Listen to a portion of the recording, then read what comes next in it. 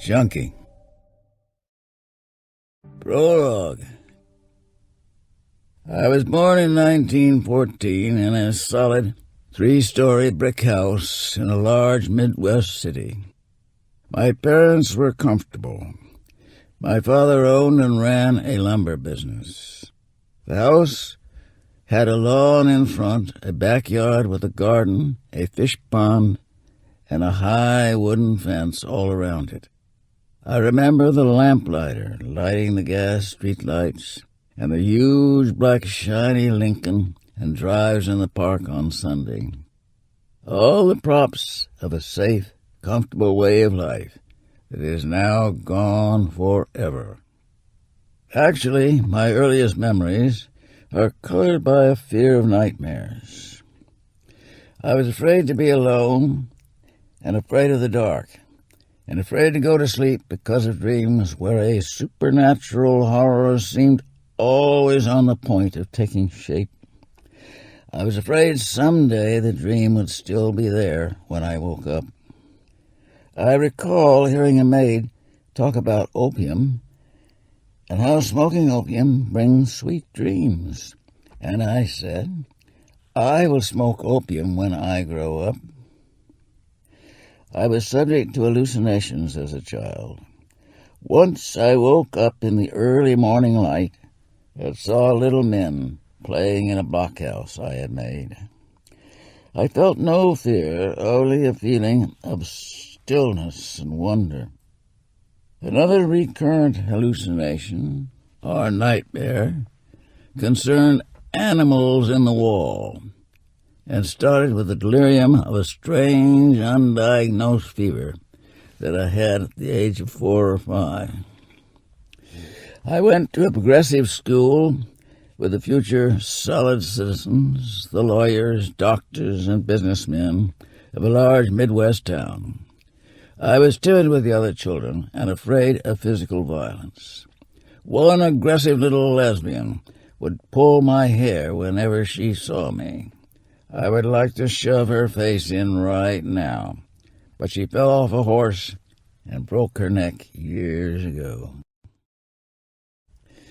When at about 7, my parents decided to move to the suburbs to get away from people. They bought a large house with grounds and woods and a fish pond where there were squirrels instead of rats. They lived there in a comfortable capsule with a beautiful garden and cut off from contact with the life of the city. I went to a private suburban high school.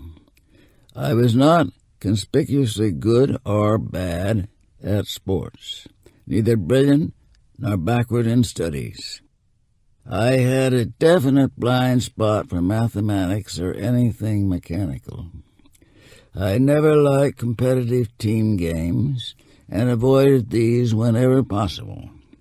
I became, in fact, a chronic malingerer. I did like fishing, hunting, and hiking. I read more than was usual for an American boy of that time and place. Oscar Wilde, Anatole France, Baudelaire, even Gide. I formed a romantic attachment for another boy, and we spent our Saturdays exploring old quarries, riding around on bicycles, and fishing in ponds and rivers. At this time, I was greatly impressed by an autobiography of a burglar called You Can't Win. The author claimed to have spent a good part of his life in jail. It sounded good to me compared with the dullness of a Midwest suburb where all contact with life was shut out. The environment was empty, the antagonist hidden, and I drifted into solo adventures. My criminal acts were gestures, unprofitable, and for the most part unpunished. I would break into houses and walk around without taking anything. As a matter of fact, I had no need for money. Sometimes I would drive around in the country with a .22 rifle shooting chickens. I made the roads unsafe with reckless driving until an accident from which I emerged miraculously and pretentiously unscratched scared me into normal caution. I went to one of the big three universities where I majored in English literature for lack of interest in any other subject. I hated the university and I hated the town it was in. Everything about the place was dead. The university was a fake English setup taken over by the graduates of fake English public schools.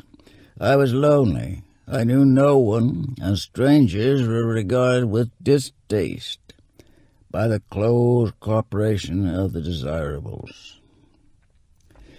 By accident, I met some rich homosexuals of the international queer set who cruise around the world bumping into each other in queer joints from New York to Cairo. I saw a way of life, a vocabulary, references, a whole symbol system, as the sociologists say. But these people were jerks for the most part, and after an initial period of fascination, I cooled off on the setup. When I graduated without honors, I had $150 per month in trust. That was in the Depression, and there were no jobs, and I couldn't think of any job I wanted in any case. I drifted around Europe for a year or so.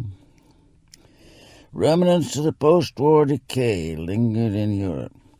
U.S. dollars could buy a good percentage of the inhabitants of Austria, male or female.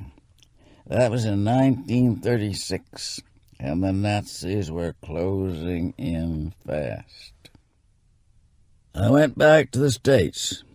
With my trust fund, I could live without working or hustling. I was still cut off from life as I had been in the Midwest suburb. I fooled around taking graduate courses in psychology and jiu-jitsu lessons. I decided to undergo psychoanalysis and continued with it for 3 years. Analysis removed inhibitions and anxiety so that I could live the way I wanted to live. Much of my progress in analysis was accomplished in spite of my analyst, who did not like my orientation, as he called it. He finally abandoned analytic objectivity and put me down as an out-and-out con. I was more pleased with the results than he was. After being rejected on physical grounds from 5 officer training programs, I was drafted into the Army and certified fit for unlimited service. I decided I was not going to like the Army and copped out on my nuthouse record. I once got on a Van Gogh kick and cut off a finger joint to impress someone who interested me at the time. The nuthouse doctors had never heard of Van Gogh. They put me down for schizophrenia, adding paranoid type, to explain the upsetting fact that I knew where I was and who was president of the U.S. When the Army saw that diagnosis, they discharged me with the notation, "This man is never to be recalled or reclassified." After parting company with the Army, I took a variety of jobs. You could have about any job you wanted at that time. I worked as a private detective, an exterminator, a bartender. I worked in factories and offices. I played around the edges of crime.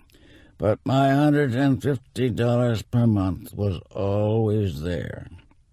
I did not have to have money. It seemed a romantic extravagance to jeopardize my freedom by some token act of crime. It was at this time and under these circumstances that I came in contact with junk, became an addict, and thereby gained the motivation, the real need for money I had never had before. The question is frequently asked, why does a man become a drug addict? The answer is that he usually does not intend to become an addict. You don't wake up one morning and decide to be a drug addict. It takes at least 3 months shooting twice a day to get any habit at all. You don't really know what junk sickness is until you have had several habits. It took me almost 6 months to get my first habit, and then the withdrawal symptoms were mild. I think it's no exaggeration to say it takes about a year and several hundred injections to make an addict. The questions, of course, could be asked. Why did you ever try narcotics? Why did you continue using it long enough to become an addict? You become a narcotics addict because you do not have strong motivations in any other direction. Junk wins by default. I tried it as a matter of curiosity. I drifted along, taking shots when I could score. I ended up hooked. Most addicts I have talked to report a similar experience. They did not start using drugs for any reason they can remember. They just drifted along until they got hooked.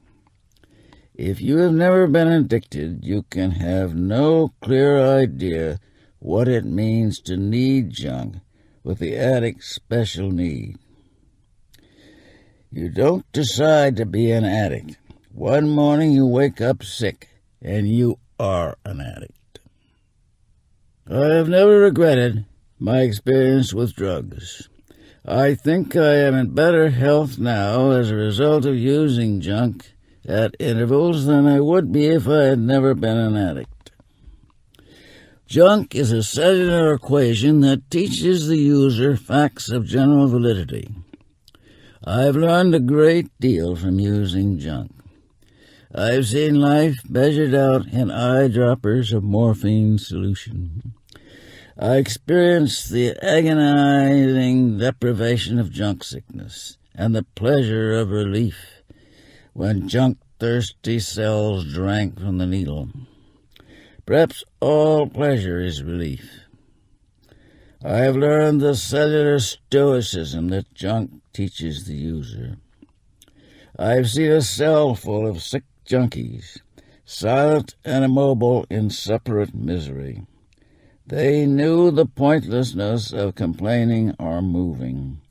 They knew that basically no one can help anyone else. There is no key, no secret someone else has that he can give you. I've learned the junk equation. Junk is not, like alcohol or weed, a means to increased enjoyment of life.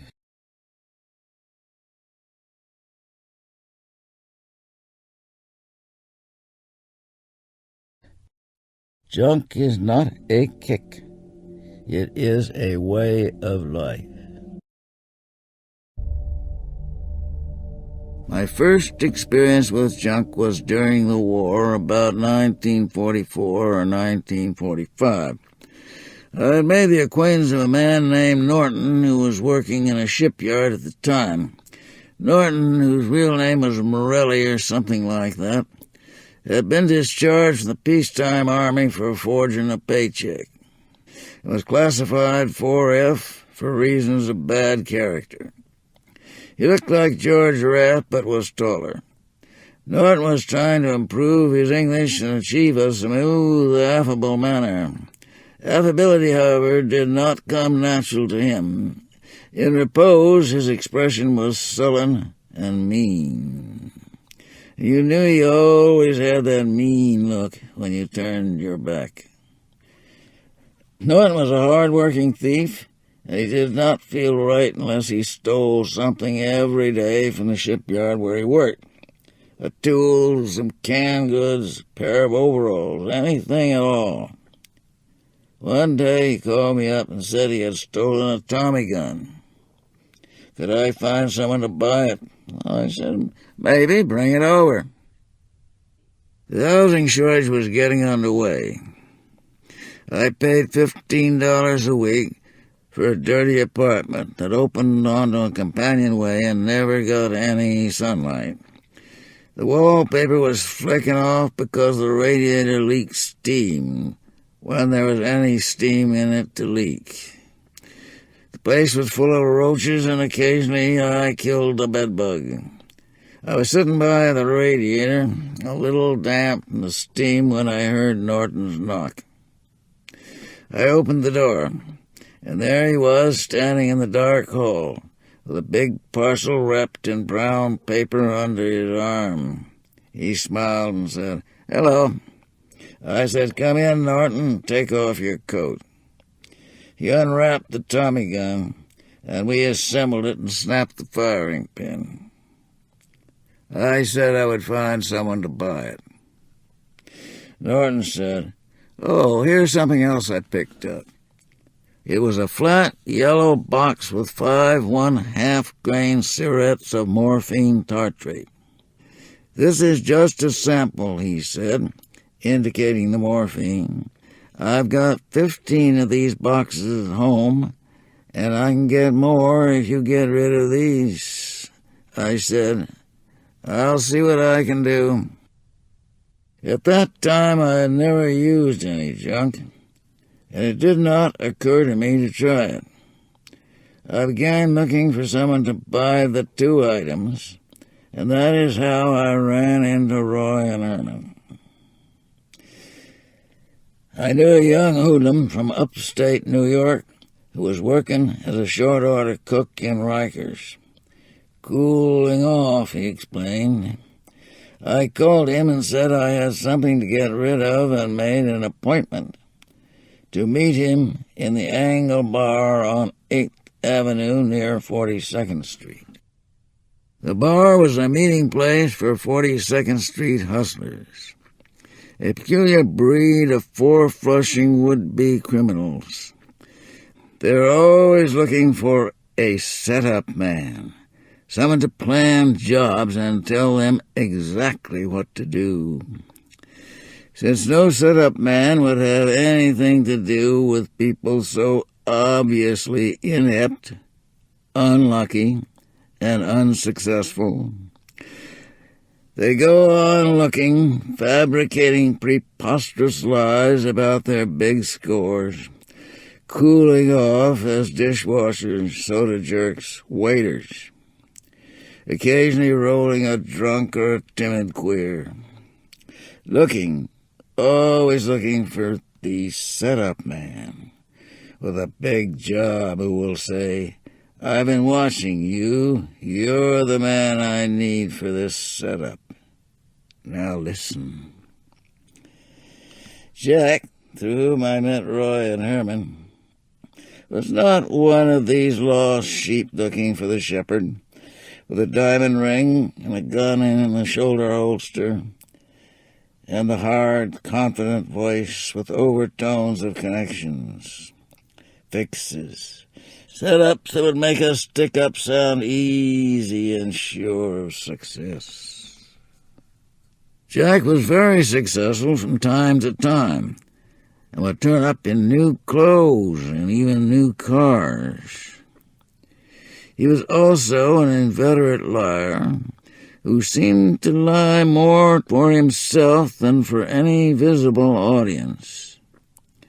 He had a clean-cut, healthy country face, but there was something curiously diseased about him.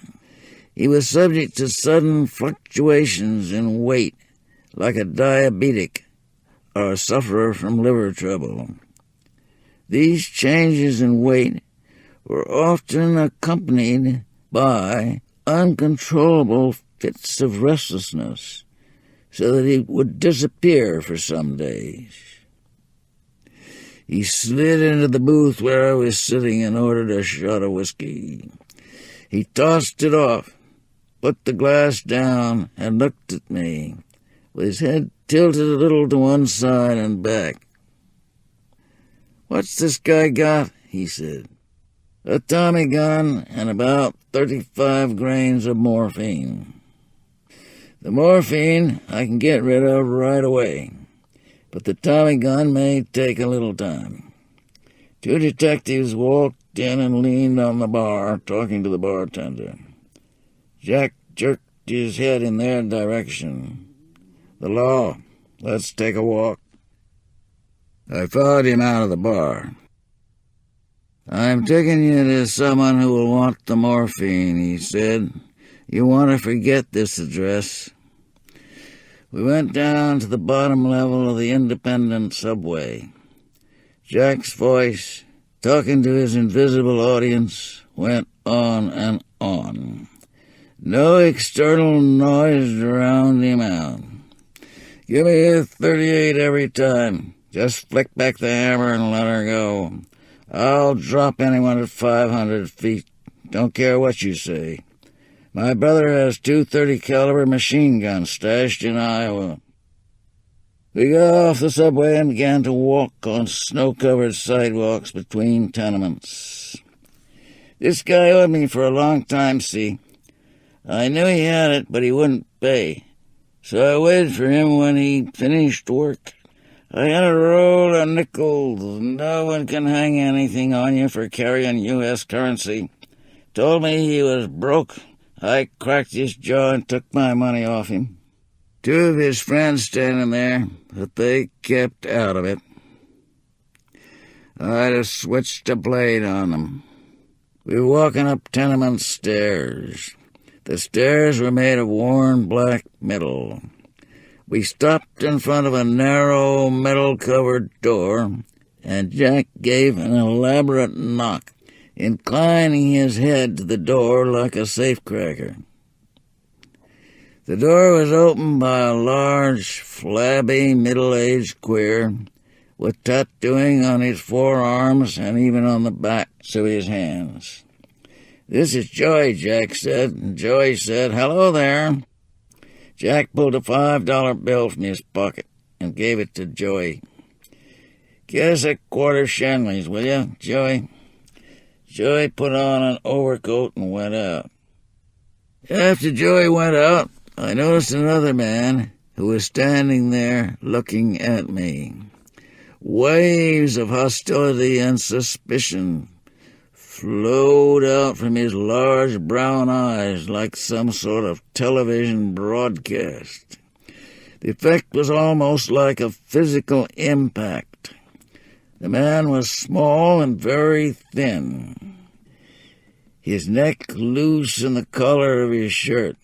His complexion faded from brown to a mottled yellow, and pancake makeup had been heavily applied in an attempt to conceal a skin eruption. His mouth was drawn down at the corners in a grimace of petulant annoyance. "Who is this?" he said. His name, I learned later, was Herman. "Friend of mine, he's got some morphine he wants to get rid of." Herman shrugged and turned out his hands. "I don't think I want to bother, really." "Okay," Jack said, "we'll sell it to someone else. Come on, Bill." We went into the front room. There was a small radio, a china Buddha with a votive candle in front of it, pieces of bric-a-brac. A man was lying on a studio couch. He sat up as we entered the room and said hello and smiled pleasantly, showing discolored, brownish teeth. It was a southern voice with the accent of East Texas. Jack said, "Roy, this is a friend of mine. He has some morphine he wants to sell." The man sat up straighter and swung his legs off the couch. His jaw fell slackly, giving his face a vacant look. The skin of his face was smooth and brown. The cheekbones were high, and he looked oriental. His ears stuck out at right angles from his asymmetrical skull. The light in the room glinted on the points of light in his eyes, like an opal. "How much you have?" he asked me. 75 half-grain cigarettes." "The regular price is $2 a grain," he said. "But cigarettes go for a little less. People want habits. Those cigarettes have too much water and you have to squeeze the stuff out and cook it down." He paused and his face went blank. "I can go about 150 a grain," he said finally. "I guess that will be okay," I said. He asked me how we could make contact, and I gave him my phone number. Joey came back with the whiskey, and we all had a drink. Herman stuck his head in from the kitchen and said to Jack, "Could I talk to you for a minute? I can hear them arguing about something." Then Jack came back and Herman stayed in the kitchen. We all had a few drinks and Jack began telling a story. My partner was going through the joint. The guy was sleeping, and I was standing over him with a 3-foot length of pipe I found in the bathroom. The pipe had a faucet on the end of it, see? All of a sudden he comes up and jumps straight out of bed running. I let him have it with the faucet in, and he goes on running right out into the other room, the blood spurting out of his head 10 feet every time his heart beat. He made a pumping motion with his hand. You could see the brain there and the blood coming out of it. Jack began to laugh uncontrollably. My girl was waiting out in the car. She called me a cold-blooded killer.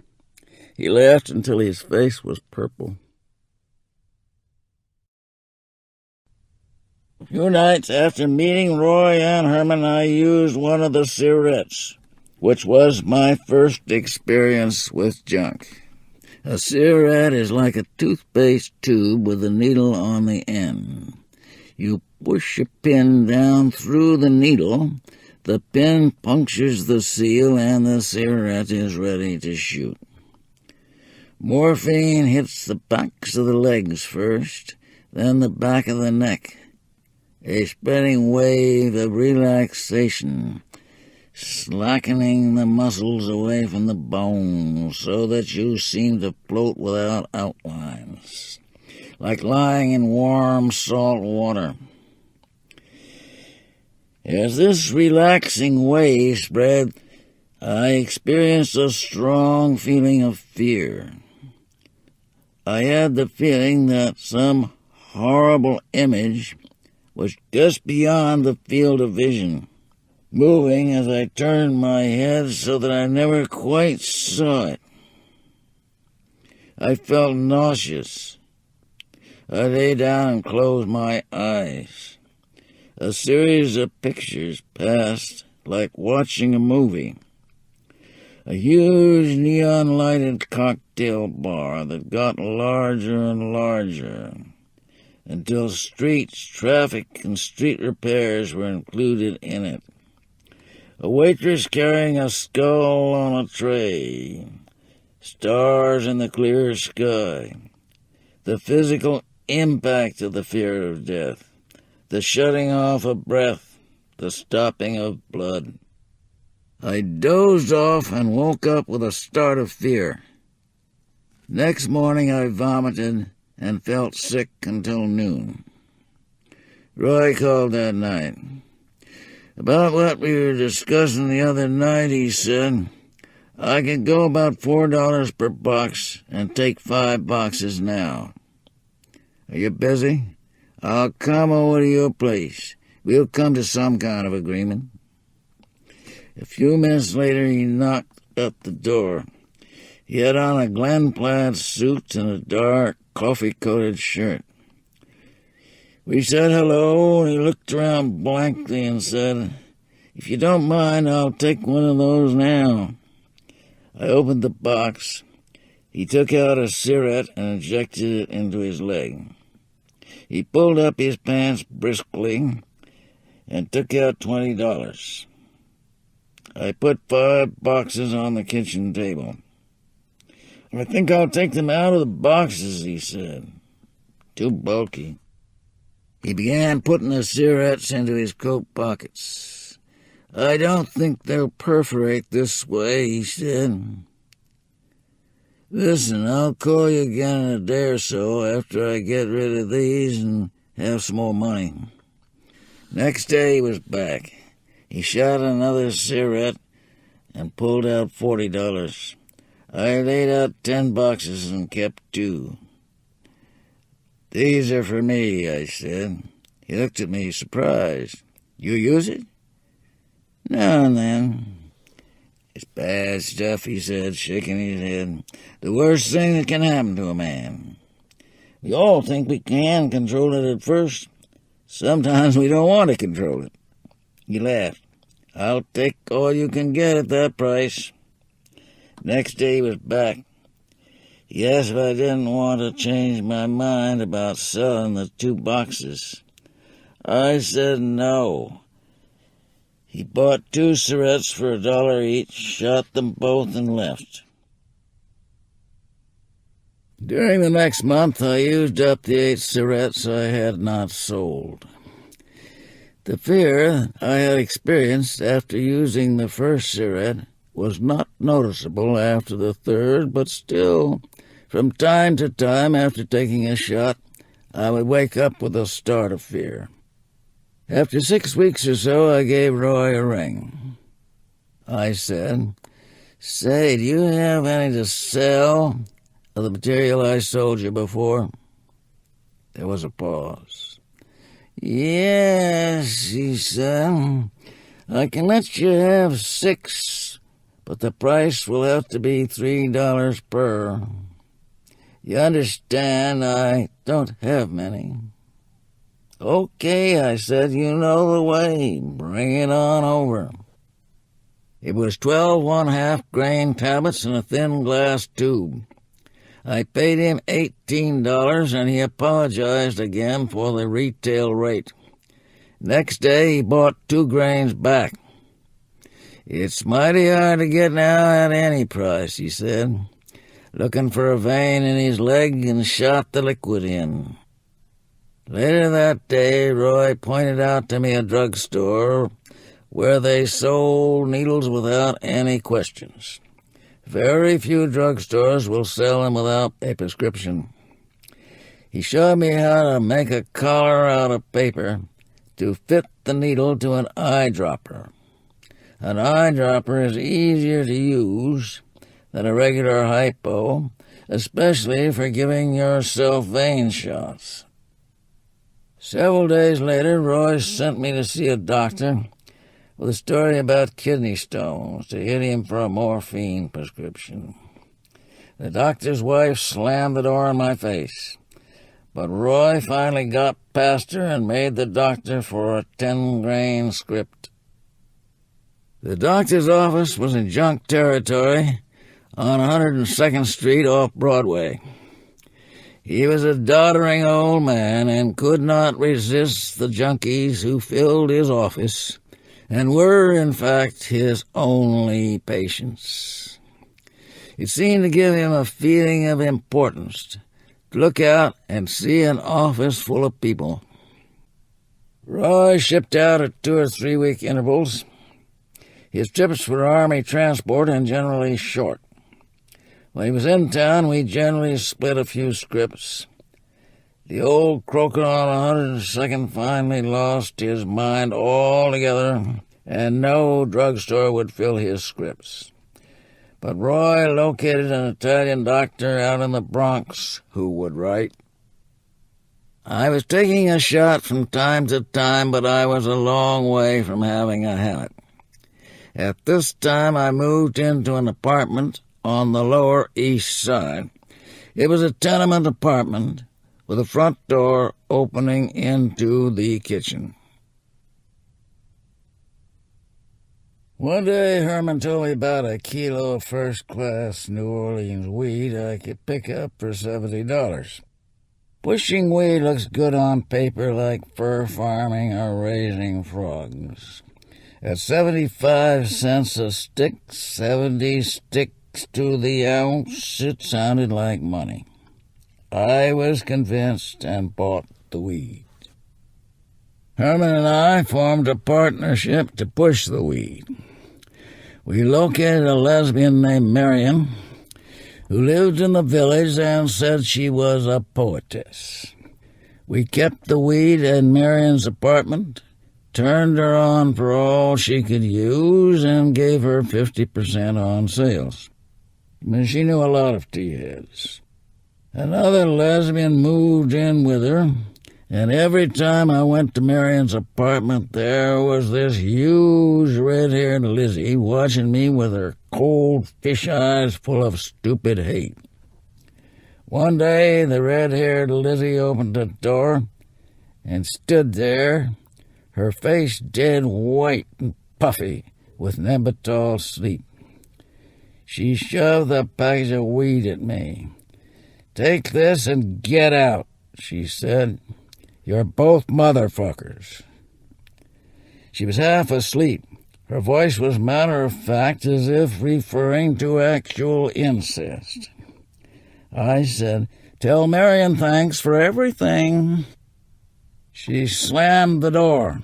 The noise evidently woke her up. She opened the door again and began screaming with hysterical rage. We could still hear her out on the street. Herman contacted other tea-heads. They all gave us static. In practice, pushing weed is a headache. To begin with, weed is bulky. You need a full suitcase to realize any money.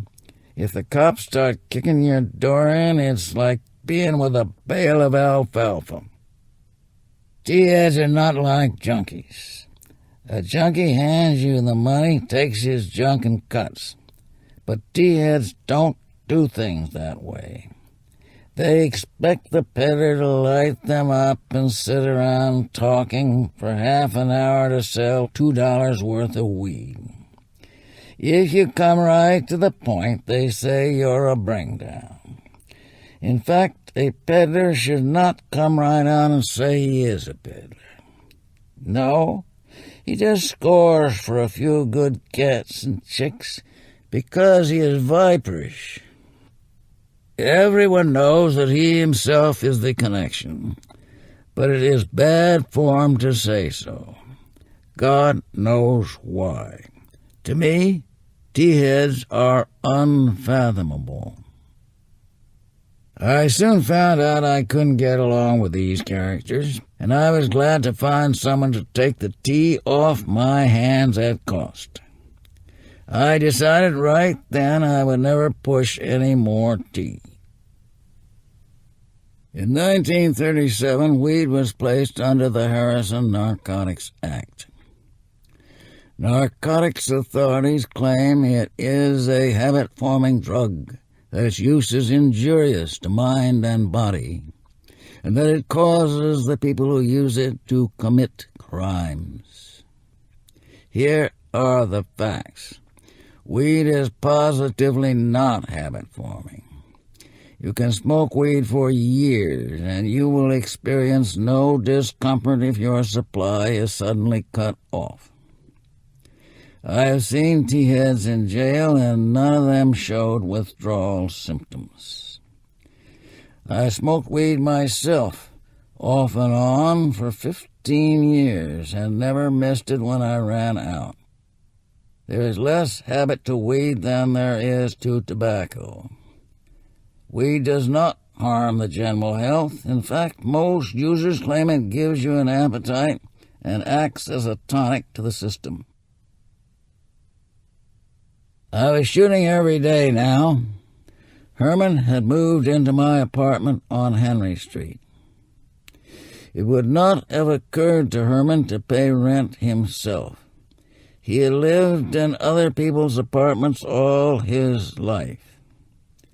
Roy was giving himself a long shore leave. He located a doctor in Brooklyn who was a writing fool. This croaker would go 3 scripts a day for as high as 30 tablets a script. Every now and then he would get dubious on the deal, but the sight of money always straightened him out. There are several varieties of writing croakers. Some will write only if they are convinced you are an addict. Others only if they are convinced you are not. Most addicts put down a story worn smooth by years of use. Some claim gallstones or kidney stones. This is the story most generally used, and a croaker will often get up and open the door as soon as you mention gallstones. I got better results with facial neuralgia once I looked up the symptoms and committed them to memory. Roy had an operation scar on his stomach that he used to support his gallstone routine. There's one old-time doctor who lived in a Victorian brownstone in the West 70s. With him, it was simply necessary to present a gentlemanly front. If you could get into his inner office, you had it made. But he would write only 3 prescriptions. Another doctor was always drunk, and it was a matter of catching him at the right time. Often he wrote the prescription wrong, and you had to take it back for correction. Then, like as not, he would say the prescription was a forgery and tear it up. Still another doctor was senile, and you had to help him write the script. He would forget what he was doing, put down the pen, and go into a long reminiscence about the high class of patients he used to have. Especially he liked to talk about a man named General Gore, who once said to him, "Doctor, I've been to the Mayo Clinic, and you know more medicine than the whole clinic put together." There was no stopping him, and the exasperated addict was forced to listen patiently.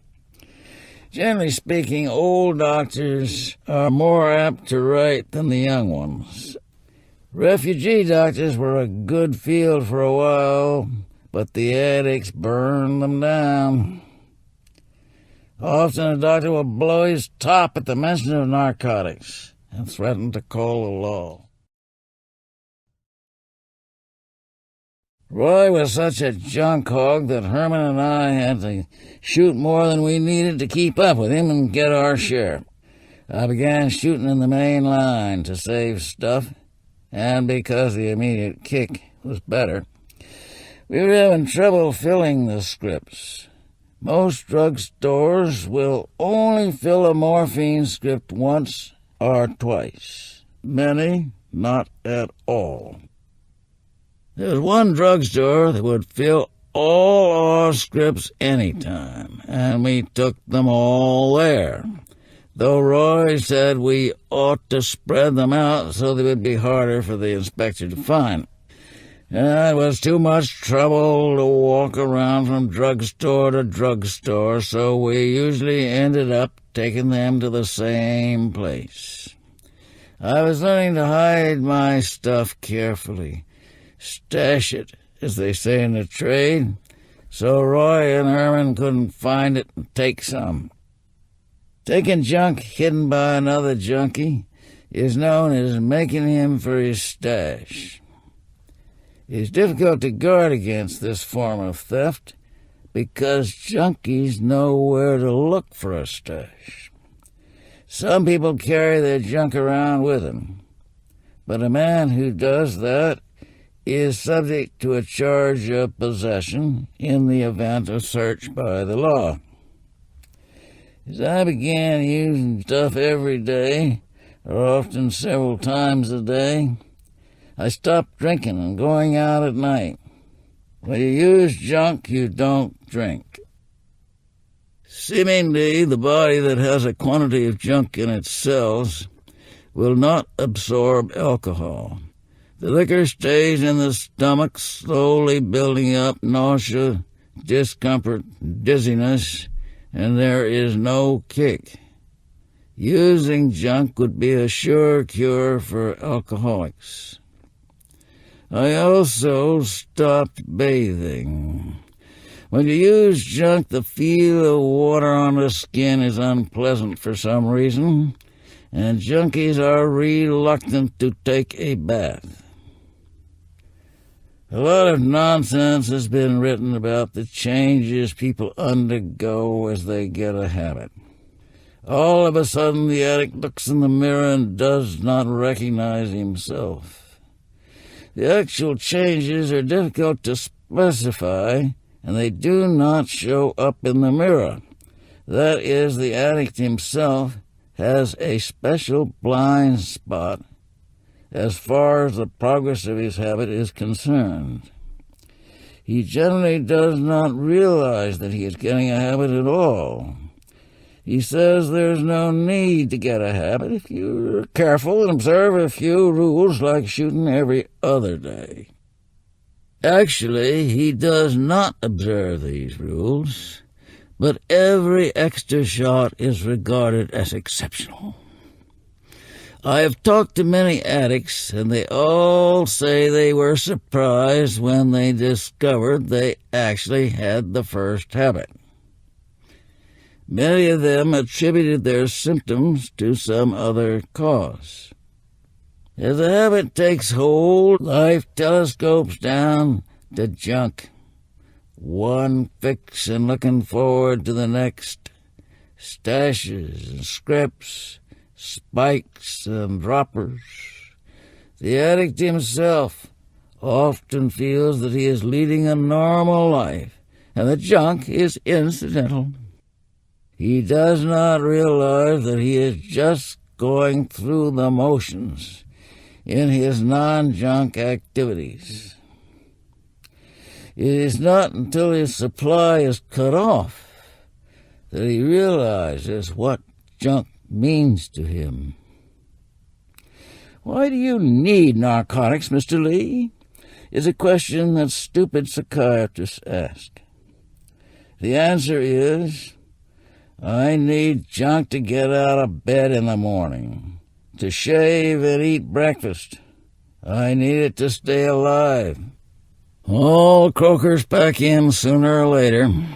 One day when Roy came for his script, the doctor told him, "Now this is positively the last, and you guys had better keep out of sight. The inspector was around to see me yesterday. He has all the RXs I wrote for you guys. He told me I'll lose my license if I write any more. So I'm going to date this one back. Tell the druggist you were too sick yesterday to cash it. You guys gave some wrong addresses on those scripts, and that's a violation of Public Health Law 334. So don't say I didn't warn you. For God's sakes, cover up for me if they question you. This could mean my whole professional career. You know I've always been right with you boys. I wanted to stop months ago. I just couldn't leave you guys stranded. So give me a break. Here's the script, and don't come back." Our croaker had packed in. We split up to comb the city. We covered Brooklyn, the Bronx, Queens, Jersey City, and Newark. We couldn't even score for Pentapon. It seemed like the doctors were all expecting us, just waiting for us to walk into the office so they could say absolutely no. It was as though every doctor in greater New York had suddenly taken a pledge never to write another narcotic script. We were running out of junk. Patently, we would be immobilized in a matter of hours. Roy decided to throw in the towel and go to Rikers Island for the 30-day cure. This is not a reduction cure. They don't give any junk, not even a sleeping tablet. All they offer the addict is 30 days detention. The place is always full. Herman got picked up in the Bronx while he was looking for a croaker. No definite charge, just two detectives didn't like his looks. When they got him downtown, they found out the narcotics squad had a warrant for him sworn out by the state inspector. The charge was wrong address on a narcotics script. Some wagon-chasing lawyer called me up and asked if I could put up the money to buy Herman a bond. I sent $2 for cigarettes instead. If a man's going to do time, he might as well start doing it. I was all out of junk at this point and had double-boiled my last cottons. Junk is cooked up in a spoon and sucked into the dropper through a little piece of cotton to get it all out of the spoon. Some of the solution stays in the cotton, and addicts save their cottons for emergencies. When I heard one day that Herman had been arrested, I figured I would be next. But I was already sick and did not have the energy to leave town. I was arrested at my apartment by two detectives and a federal agent. The state inspector has sworn out a warrant charging me with a violation of Public Health Law 334 for giving a wrong name on a prescription. The two detectives were the con man and tough guy team. The con man was asking me, "How long you been using junk, Bill? You know you ought to give a right name on those scripts." Then the tough guy would break in. Come on, we're not Boy Scouts." But they were not much interested in the case, and a statement from me was not necessary. I was taken to the tombs, mugged and fingerprinted. While I was waiting to go before the judge, the con man gave me a cigarette and began telling me what a bad deal junk is. Even if you get by with it 30 years, you're only kidding yourself. Now you take those sex degenerates. His eyes glistened. The doctors say they can't help themselves.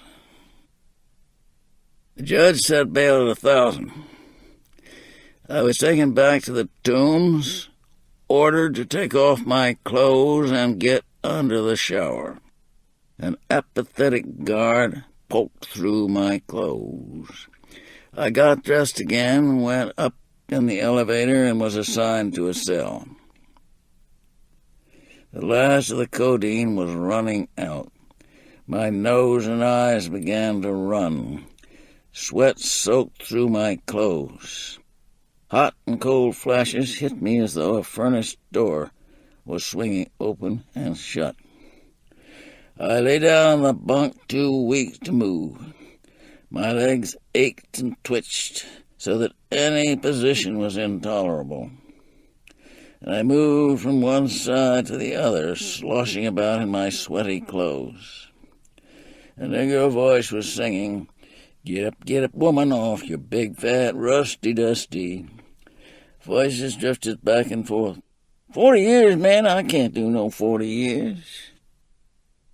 At 12 that night, my old lady bailed me out and met me at the door with some goofballs. Goofballs help a little.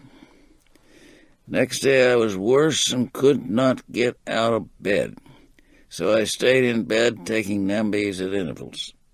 At night I would take 2 strips of Benzedrine and go out to a bar where I sat right by the jukebox. When you're sick, music is a great help.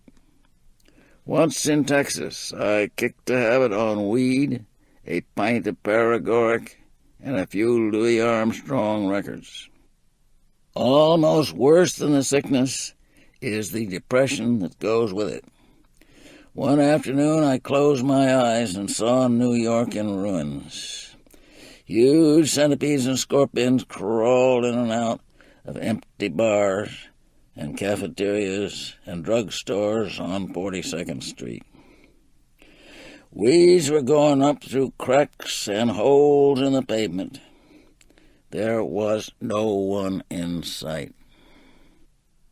After 5 days, I began to feel a little better.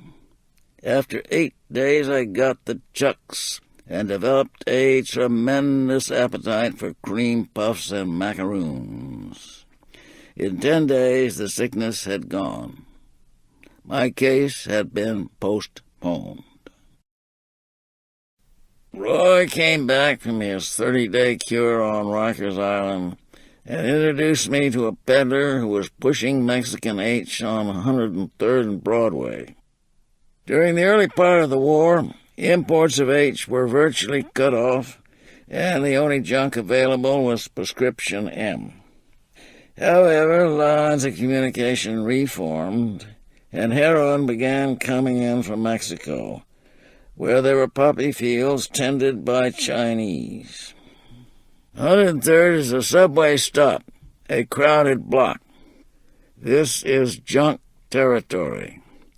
Junk haunts the cafeteria, roams up and down the block, sometimes half-crossing Broadway to rest on one of the island benches.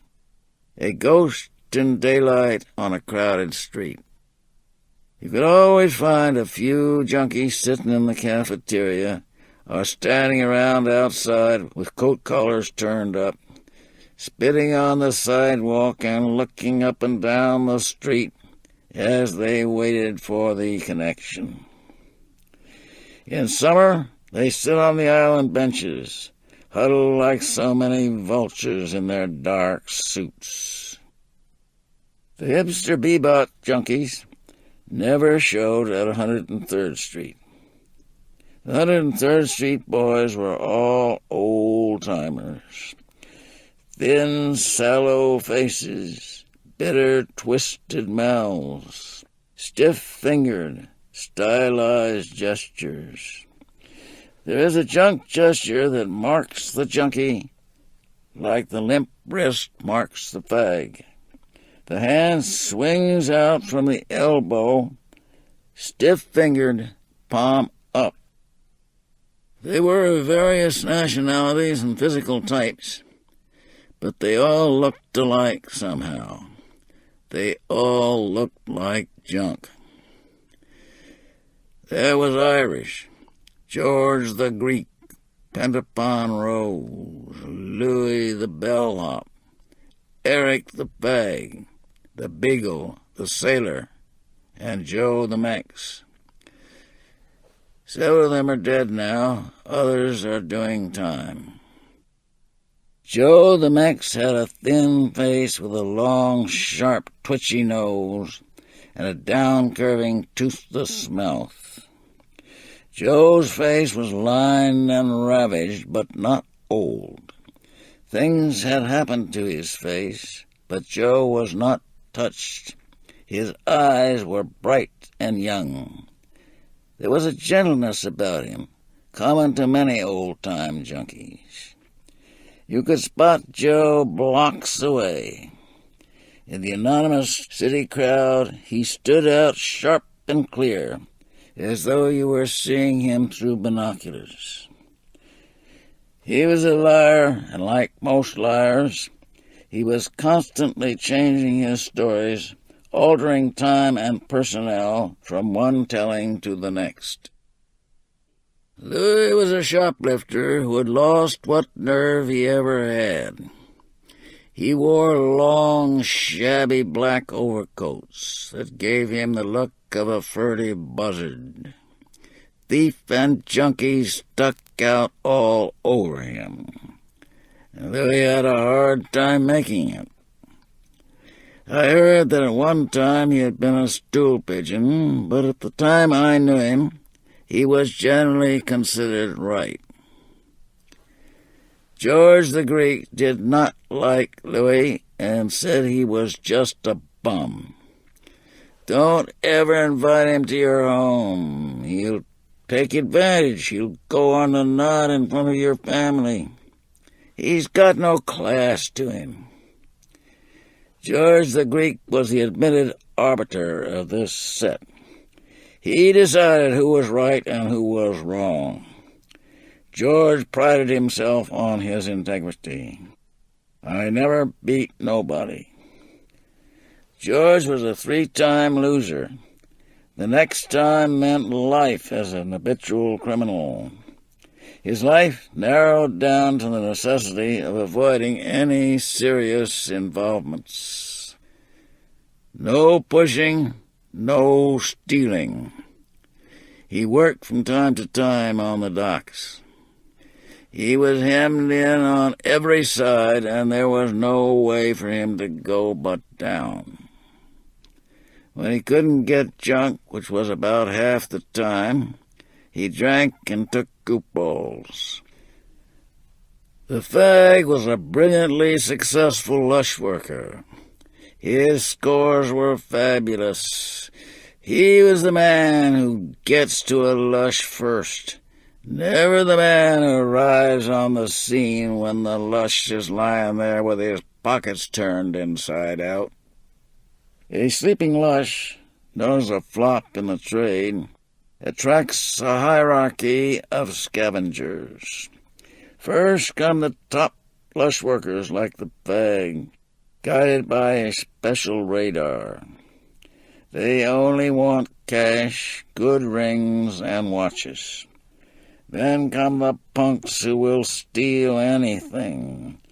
They take the hat, shoes, and belt. Finally, brazen, clumsy thieves will try to pull the lush's overcoat or jacket off him. The fag was always first on a good lush.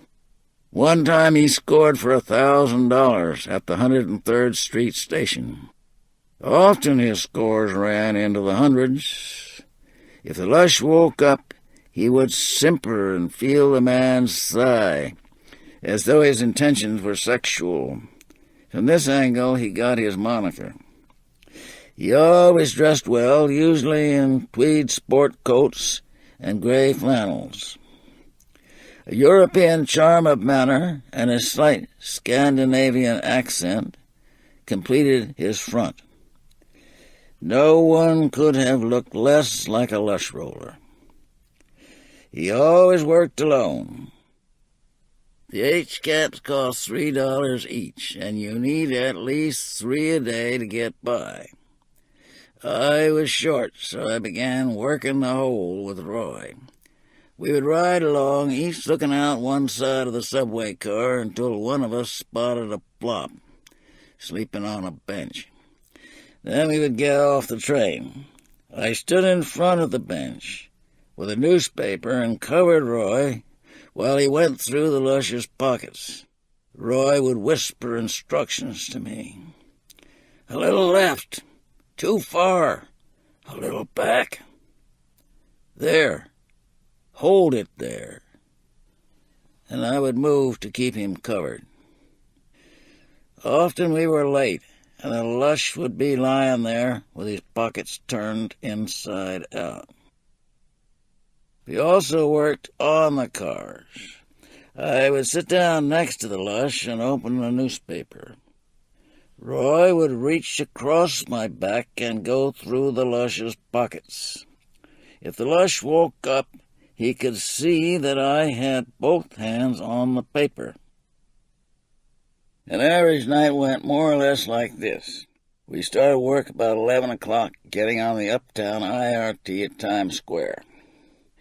At 116th, we spotted one and got off, but the flop got up and walked away before we could get near him. The shabby man with a wide, loose mouth accosted Roy and started talking. He was another lush worker. The fag scored again, he said. 2 notes and a wristwatch down at 96th Street. Roy muttered something and looked at his paper. The man went on talking in a loud voice. I had one come up on me. What are you doing with your hand in my pocket, he says. For Christ's sake, don't talk like that, Roy said, and walked away from him. Fucking wrong, bastard. There aren't many lush workers around now. Only the fag, the beagle, and that tramp. They all envy the fag because he makes good scores. If a sucker comes up on him, he pretends to feel his leg like he was a fag. Those tramps on 103rd Street go around saying, "Goddamn fag," because they can't score. He's no more a fag than I am. Roy paused reflectively. Not as much, in fact. One night we got on the subway at Times Square. A flashily dressed man, weaving slightly, was walking ahead of us. Roy looked him over and said, "That's a good fucking mooch. Let's see where he goes." The mooch got on the IRT, headed for Brooklyn. We waited, standing up in the space between cars, until the mooch appeared to be sleeping. Then we walked into the car, and I sat down beside the mooch, opening the New York Times. The Times was Roy's idea. He said it made me look like a businessman. The car was almost empty, and there we were, wedged up against the mooch with 20 feet of empty seats available. Roy began working over my back. The mooch kept stirring, and once he woke up and looked at me with bleary annoyance. "Let's get off," I said. "No, this is a good mooch. He's sitting on his overcoat, and I can't get into his pocket. When I tell you, fall up against him, and I'll move the coat at the same time." "Now, for Christ's sake, that wasn't near hard enough." "Let's get off," I said. I could feel fear stirring in my stomach. "He's going to wake up." "No, let's go again." "Now, what in hell is wrong with you? Just let yourself flop against him hard." "Roy," I said, "for Christ's sakes, let's get off. He's going to wake up." I started to get up, but Roy held me down. Suddenly he gave me a sharp push, and I fell heavily against the mooch. "Got it that time," Roy said. "The poke?" "No, I got the coat out of the way." The mooch was only half asleep. I expected him to jump up and yell at any minute. Finally I heard Roy say, "I got it." "Let's go, then." "No, what I got is a loose roll. He's got a poke somewhere, and I'm going to find it. He's got to have a poke. I'm getting off." "No, wait." I could feel him bumbling across my back so openly that it seemed incredible that the man could go on sleeping. It was the end of the line. Roy stood up. "Cover me," he said. I stood in front of him with the paper, shielding him as much as possible from the other passengers. There were only 3 left, but they were in different ends of the car. Roy went through the man's pockets openly and crudely. "Let's go outside," he said. We went out on the platform. The mooch woke up and put his hand in his pocket. "All right, Jack," he said. "Give me my money." Roy shrugged and turned his hands out, palm up. "What money? What are you talking about?" "You know goddamn well what I'm talking about. You had your hand in my pocket." Roy held his hands out again in a gesture of puzzlement and deprecation. "Oh, what are you talking about? I don't know anything about your money." "I've seen you on this line every night. This is your regular route." He turned and pointed to me. "And there's your partner right there. Now are you going to give me my dough?" "What dough?" "Okay, just stay put. We're taking a ride back to town, and this had better be good." Suddenly the man put both hands in Roy's coat pockets. "You son of a bitch," he yelled. "Give me my dough." Roy hit him in the face and knocked him down. "Why, you," said Roy, dropping abruptly his conciliatory and puzzled manner. "Keep your hands off me." The conductor, seeing a fight in progress, was holding up the train so that no one would fall on the tracks. "Let's cut," I said. We started down the platform. The man got up and ran after us. He threw his arms around Roy, holding on stubbornly. Roy couldn't break loose. He was pretty well winded. "Get this mooch off me!" I hit the man twice in the face. His grip loosened, and he fell to his knees. "Kick his head off," said Roy. I kicked the man in the side and felt a rib snap. The man put his hand to his side. "Help!" he shouted. He did not try to get up. "Let's cut," I said. At the far end of the platform, I heard a police whistle. The man was still lying there on the platform, holding his side and yelling, "Help!" at regular intervals. There was a slight drizzle of rain falling. When I hit the street, I slipped and skidded on the wet sidewalk. We were standing by a closed filling station, looking back at the elevated. "Let's go," I said.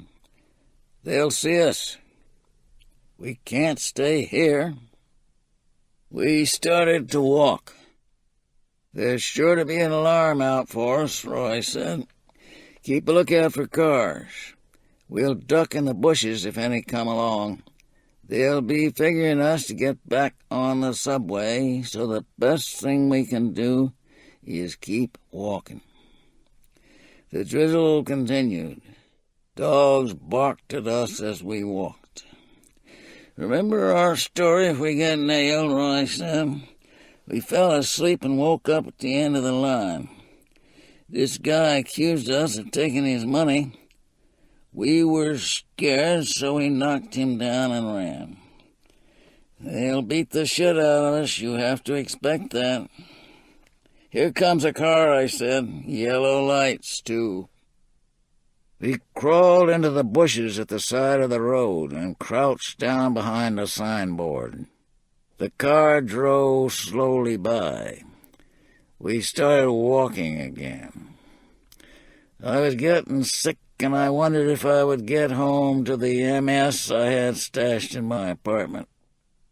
We finally ran into the BMT line and rode back to Manhattan.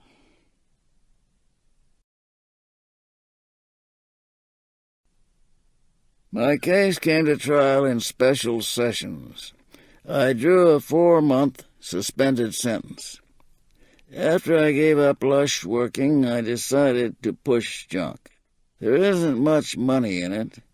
About all a street peddler addict can expect to do is keep up his habit. But at least when you're pushing, you have a good supply of junk on hand, and that gives a feeling of security. Of course, some people do make money pushing. I knew an Irish pusher who started out capping a 1/16 ounce envelope of H. And 2 years later, when he took a fall and went away for 3 years, he had $30,000 and an apartment building in Brooklyn. If you want to push, the first step is to find a wholesale connection. I did not have a connection, so I formed a partnership with Bill Gaines, who had a pretty fair Italian connection on the Lower East Side. We bought the stuff for $90 per quarter ounce, cut it 1/3 with milk sugar, and put it in 1-grain caps. Bill Gaines came from a good family. As I recall, his father had been a bank president somewhere in Maryland, and he had front. Gaines's routine was stealing overcoats out of restaurants, and he was perfectly adapted to this work. The American upper-middle-class citizen is a composite of negatives. He is largely delineated by what he is not. Gaines went further. He was not merely negative, he was positively invisible. A vague, respectable presence. There is a certain kind of ghost that can only materialize with the aid of a sheet or other piece of cloth to give it outline. Gaines was like that. He materialized in someone else's overcoat. Gaines had a malicious, childlike smile that formed a shocking contrast to his eyes, which were pale blue, lifeless, and old. He smiled, listening down into himself, as if attending to something there that pleased him. Sometimes after a shot, he would smile and listen and say slyly, "This stuff is powerful." With the same smile, he would report on the deterioration and misfortunes of others. Herman was a beautiful kid when he first came to New York. The trouble is, he lost his looks. Gaines was one of the few junkies who really took a special pleasure in seeing non-users get a habit. Many junk pushers are glad to see a new addict for economic reasons. If you have a commodity, you naturally want customers, provided they are the right kind. But Gaines liked to invite young kids up to his room and give them a shot, usually compounded of old cottons, and then watch the effects, smiling his little smile. Mostly the kids said it was a good kick, and that was all. Just another kick like Nemmy's or Benny's or Lush or Weed. But a few stayed around to get hooked, and Gaines would look at these converts and smile, a prelate of junk. A little later you would hear him say, "Really, so-and-so must realize that I can't carry him any longer." The pledge was no longer being rushed. It was time for him to pay off, and pay off for the rest of his life, waiting on street corners and in cafeterias for the connection, the mediator between man and junk. Gaines was a mere parish priest in the hierarchy of junk. He would speak of the higher-ups in a voice of sepulchral awe. The connections, say. One of my first customers was a village character named Nick. Nick painted when he did anything. His canvases were very small and looked as if they had been concentrated, compressed, misshapen by a tremendous pressure. The product of a depraved mind, a narcotics agent pronounced solemnly after viewing one of Nick's pictures.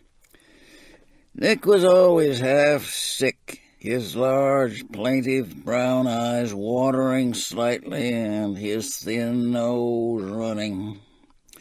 He slept on couches in the apartments of friends, existing on the precarious indulgence of neurotic, unstable, stupidly suspicious individuals who would suddenly throw him out without reason or warning. For these people he also scored, hoping that he would receive in return at least the head off a cap to take the edge off his constant junk hunger. Often he got nothing but a casual thanks, the purchaser having convinced himself that Nick had somehow got his on the other end. As a result, Nick began stealing a small amount from each cap, loosening up the junk so that it filled the cap. There was not much left of Nick. His constant, unsatisfied hunger had burned out all other concerns. He talked vaguely about going to Lexington for the cure, or shipping out in the merchant marine, or buying paregoric in Connecticut and tapering off on it. Nick introduced me to Tony, who tended bar in a village bar and restaurant. Tony had been pushing and nearly got nailed when the Federals rushed into his apartment. He barely had time to throw a 1/16-ounce packet of H under the piano. The Federals found nothing but his works, and they let him go. Tony was scared and quit pushing. He was a young Italian who obviously knew his way around. He looked capable of keeping his mouth shut. A good type customer. I went to Tony's bar every day and ordered a Coca-Cola. Tony would tell me how many caps he wanted, and I would go into the phone booth of the WC and wrap his caps up in silver paper. When I got back to my Coke, the money for the caps was there on the bar like change. I dropped the caps into an ashtray on the bar, and Tony emptied the ashtray under the bar, taking out his caps. This bar where Tony worked was a small place down several steps from street level. There was only one door. I always felt trapped when I went in there. The place gave me such a feeling of depression and danger that I could hardly bring myself to go through the door. After taking care of Tony and Ray, I generally met Nick in a cafeteria on 6th Avenue. He always had the price of a few caps on him. I knew, of course, that he was scoring for other people, but I did not know who they were.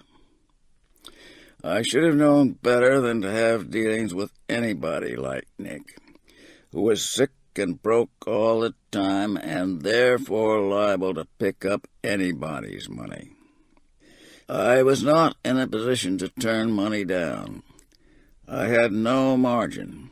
Every day I had to sell enough caps to buy the next quarter ounce, and I was never more than a few dollars ahead. So I took whatever money Nick had and asked no questions. I went into pushing with Bill Gaines, who handled the uptown business. I met Bill in an 8th Avenue cafeteria after I finished up in the village. He had a few good customers, and Izzy, probably his best, had a job as a cook on a tugboat in New York Harbor. He was one of the 103rd Street boys. Izzy had done time for pushing, was known as a thoroughly right guy, and he had a steady source of income. This is a perfect customer. When I arrived at the cafeteria where we had our meet, there was Bill sitting at a table, his skinny frame huddled in someone else's overcoat. After Bill got his shot, a little color crept into his face, and he would become almost coy. It was a gruesome sight. I remember once he told me how he'd been propositioned by a queer who offered him $20. Bill declined, saying, I don't think you would be very well satisfied. Bill twitched his fleshless hips. You should see me in the nude, he said. I'm really cute. One of Bill's most distasteful conversation routines consisted of detailed bulletins on the state of his bowels. Sometimes it gets so I have to reach my fingers in and pull it out. Hard as porcelain, you understand. The pain is terrible. Listen, I said, this connection keeps giving us a short count. I only got 80 caps out of the last batch after it was cut. Well, you can't expect too much. If I could go to a hospital and get a good enema, but they won't do a thing for you unless you check into the hospital. And of course I can't do that. They keep you at least 24 hours. I told them, you're supposed to be a hospital. I'm in pain and I need treatment. Why can't you just call an attendant? And there was no stopping him.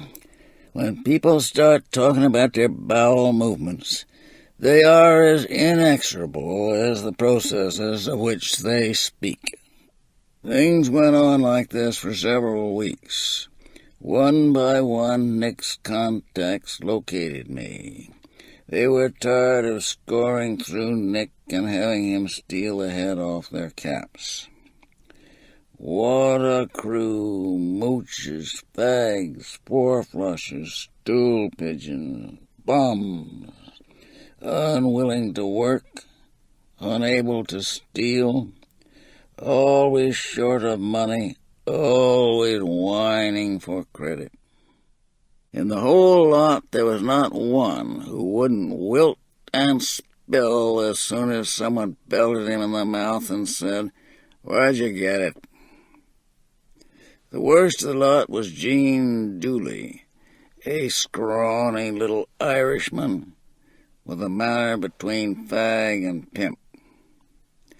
Gene was informer to the bone.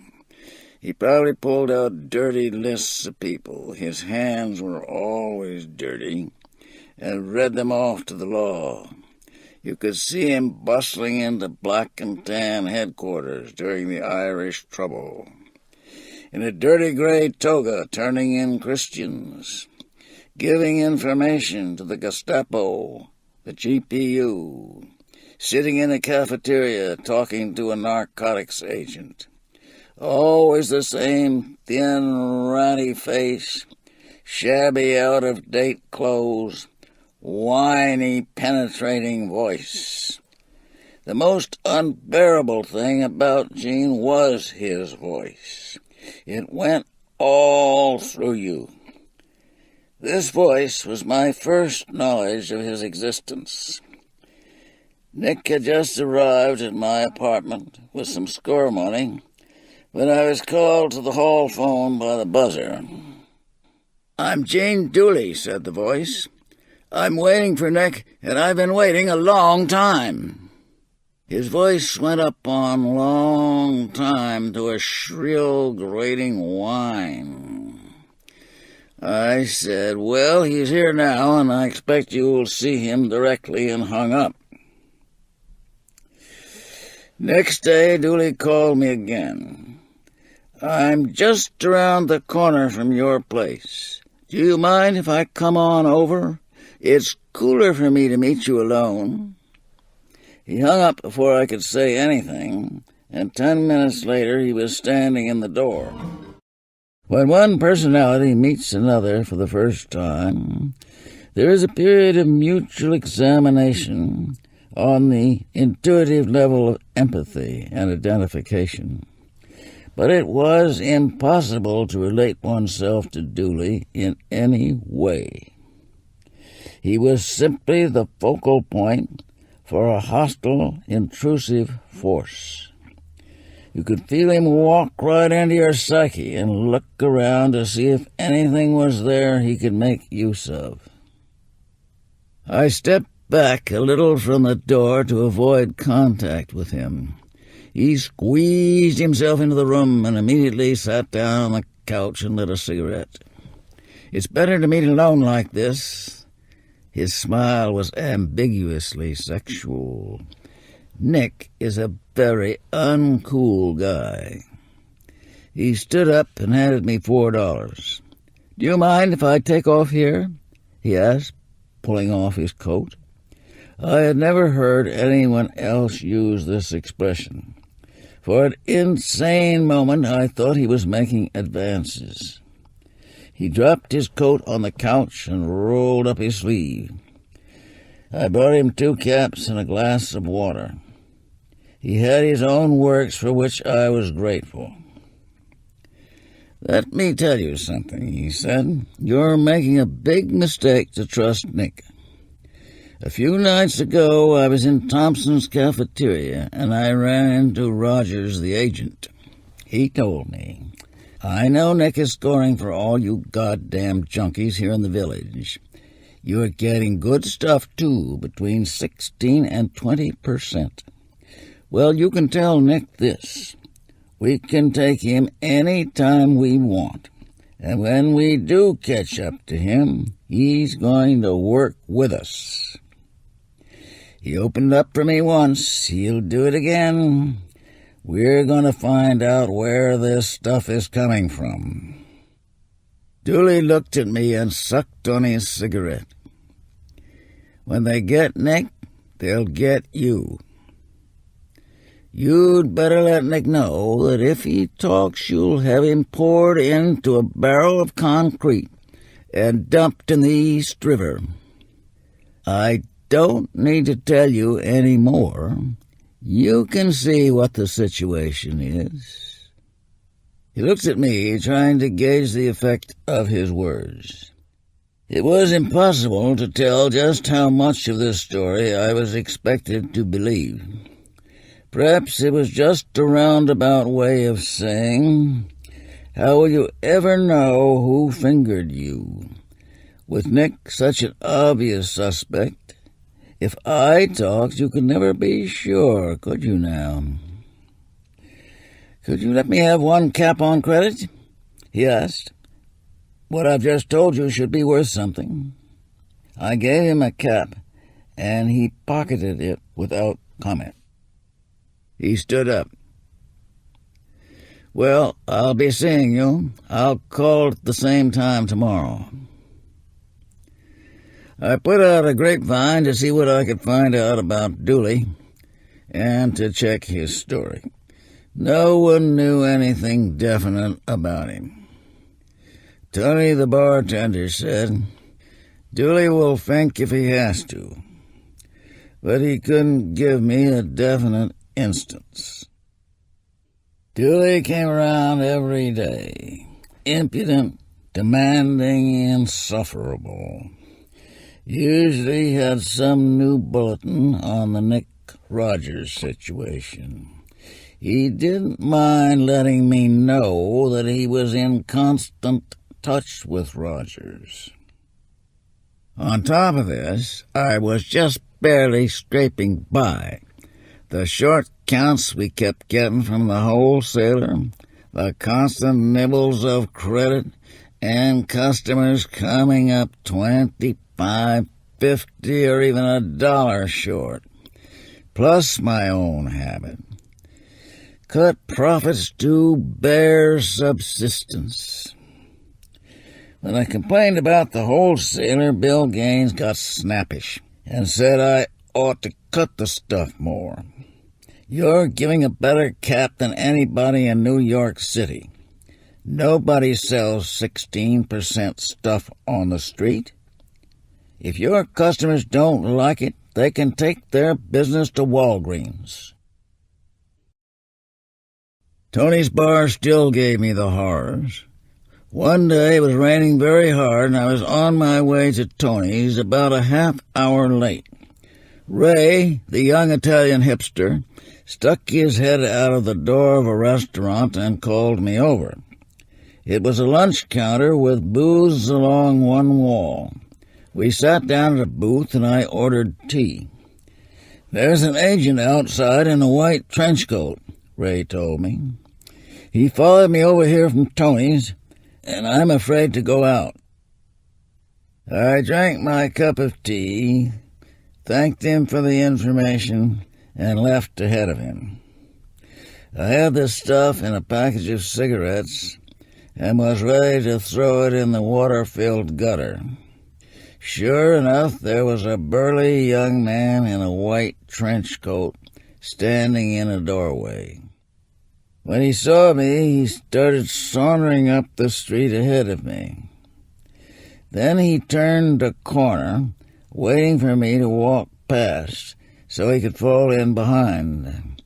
I turned and ran back in the opposite direction, When I reached 6th Avenue, he was about 50 feet behind me. I vaulted the subway turnstile and shoved the cigarette package into the space at the side of a gum machine. I ran down one level and got a train up to the square. After that, things got worse and worse. One day, the hotel clerk stopped me in the lobby. "I don't know how to say this," he said, "but there's something wrong about the people who come up to your room. I used to be in illegitimate business myself years ago. I just wanted to warn you to be careful and tell these people to watch what they say." I could feel the pedals moving steadily closer. It was a question of time. I did not trust any of the village customers, and I was convinced that at least one of them was a rank stool pigeon. Dewey was my number one suspect, with Nick running a very close second. Narcotics agents operate largely with the aid of informers. The usual routine is to grab someone with junk on him and let him stew in jail until he is good and sick. Then comes the spiel. "We can get you 5 years for possession. On the other hand, you can walk out of here right now. The decision is up to you. If you work with us, we can give you a good deal. For one thing, you'll have plenty of junk and pocket money. That is, if you deliver. Take a few minutes to think it over." The agent takes out a few caps and puts them on the table. "This is like pouring a glass of ice water in front of a man dying of thirst. Why don't you pick them up? Now you're being sensible. The first man we want to get is..." Some of them don't need to be pressured. Junk and pocket money is all they want, and they don't care how they get it. Sooner or later, the peddlers get wise to a pigeon, and the pigeon can't score. Where this happens, his usefulness to the agents is at an end, and they usually turn him in. Often he ends up doing more time than anybody he sent up. After the hotel clerk spoke to me, I moved to another hotel and registered under another name. I stopped going to the village and shifted all the village customers to uptown meets. When I told Gaines what the hotel clerk said to me, and how lucky we were he happened to be a right guy, he said, "We've got to pack in. We can't last with this crowd." So Bill left for Lexington, and I started for Texas in my car. I had 1/16 ounce of junk with me. I figured this was enough to taper off, and I had a reduction schedule carefully worked out. It was supposed to take 12 days. I had the junk in solution and in another bottle distilled water. Every time I took a dropper of solution out to use it, I put the same amount of distilled water in the junk solution bottle. Eventually, I would be shooting plain water. 4 days later in Cincinnati, I was out of junk and immobilized. I have never known one of these self-administered reduction cures to work. You find reasons to make each shot an exception that calls for a little extra junk. Finally, the junk is all gone and you still have your habit. I left the car in storage and took a train to Lexington. I did not have the papers that are required for admittance, but I was relying on my Army discharge to get me in. When I got to Lexington, I took a taxi out to the hospital, several miles from the town. We reached the gatehouse of the hospital. In the gatehouse was an old Irish guard. He looked at my army discharge. "Are you addicted to the use of habit-forming drugs?" I said yes. "Well, sit down." He pointed to a bench. "You ever been here before?" he asked. I said no. "Have you got any drugs or needles or droppers on your person? You can surrender them here, but if you take them up to the main building, you are liable to prosecution for introducing contraband articles into a government reservation." "I've got nothing." The guard took me to my ward. "If you want to get off drugs," he said, "this is the place to do it." The ward attendant asked me if I really wanted to get off drugs. I said yes. He assigned me to a private room. About 15 minutes later, the attendant called, "Shot line." Everyone in the ward lined up. As our names were called, we put an arm through a window in the door of the ward dispensary, and the attendant gave the shots. Sick as I was, the shot fixed me. Right away, I began to get hungry. There were 3 shots a day, one at 7 a.m. when we got up, one at 1 p.m., and one at 9 p.m. 2 old acquaintances had come in during the afternoon, Mattie and Lewis. I ran into Lewis as we were lining up for the evening shot. "Did they get you?" he asked me. "No, just here for the cure. How about you?" "Same with me," he answered. With the evening shot, they gave me some Coral Hydrate in a glass. 5 new arrivals were brought to the ward during the night. The ward attendant threw up his hands. "I don't know where I'm going to put them. I've got 31 dope fiends in here now." Among the new arrivals was a dignified, white-haired man of 70 named Bob Riordan, an old-time con man, junk pusher, and pickpocket. He looked the way bankers looked around 1910. He had come with 2 friends in a car. On the way to Lexington, they had called the Surgeon General in Washington and asked him to wire ahead to the gate that they were coming and should be let right in.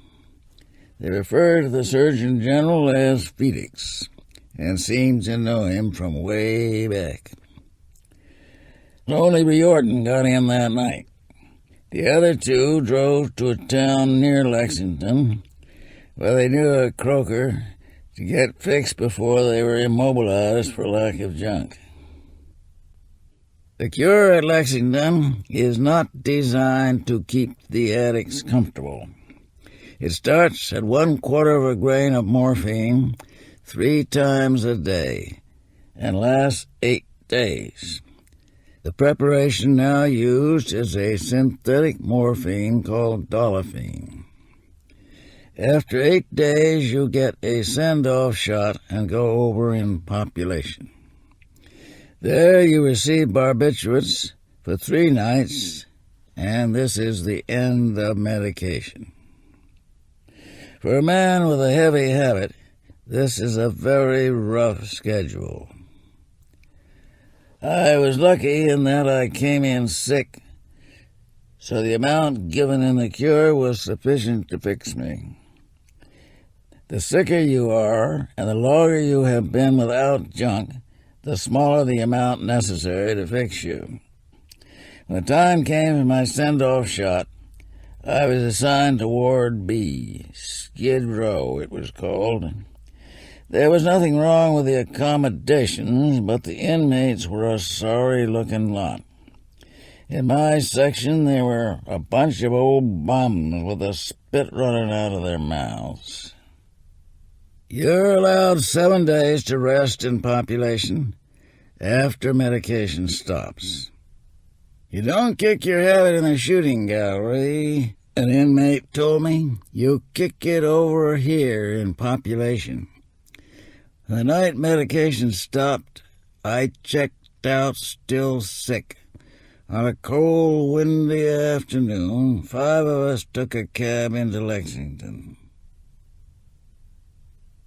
Eventually I got to Texas and stayed off junk for about 4 months. Then I went to New Orleans. New Orleans presents a stratified series of ruins. Along Bourbon Street are ruins of the 1920s. Down where the French Quarter blends into Skid Row are ruins of an earlier stratum. Chilly joints, decaying hotels, old-time saloons with mahogany bars, spittoons and crystal chandeliers, the ruins of 1900. There are people in New Orleans who have never been outside the city limits. The New Orleans accent is exactly similar to the accent of Brooklyn. The French Quarter is always crowded. Tourists, servicemen, merchant seamen, gamblers, perverts, drifters, and lambsters from every state in the Union. People wander around, unrelated, purposeless, most of them looking vaguely sullen and hostile. This is a place where you enjoy yourself. Even the criminals have come here to cool off and relax. But a complex pattern of tensions, like the electrical mazes devised by psychologists to unhinge the nervous systems of white rats and guinea pigs, keeps the unhappy pleasure seekers in a condition of unconsummated alertness. For one thing, New Orleans is inordinately noisy. The drivers orient themselves largely by the use of their horns, like bats. The residents are surly. The transient population is completely miscellaneous and unrelated, so that you never know what sort of behavior to expect from anybody. New Orleans was a strange town to me, and I had no way of making a junk connection. Walking around the city, I spotted several junk neighborhoods. St. Charles and Poydras, the area around and above Lee Circle, Canal and Exchange Place. I don't spot junk neighborhoods by the way they look, but by the feel, somewhat the same process by which a dowser locates hidden water. I'm walking along, and suddenly the junk in my cells moves and twitches like the dowser's wand. Junk here. I didn't see anybody around, and besides, I wanted to stay off. Or at least I thought I wanted to stay off.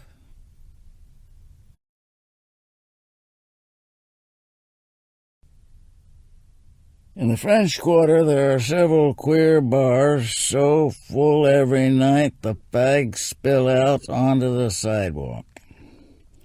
A room full of fags gives me the horrors.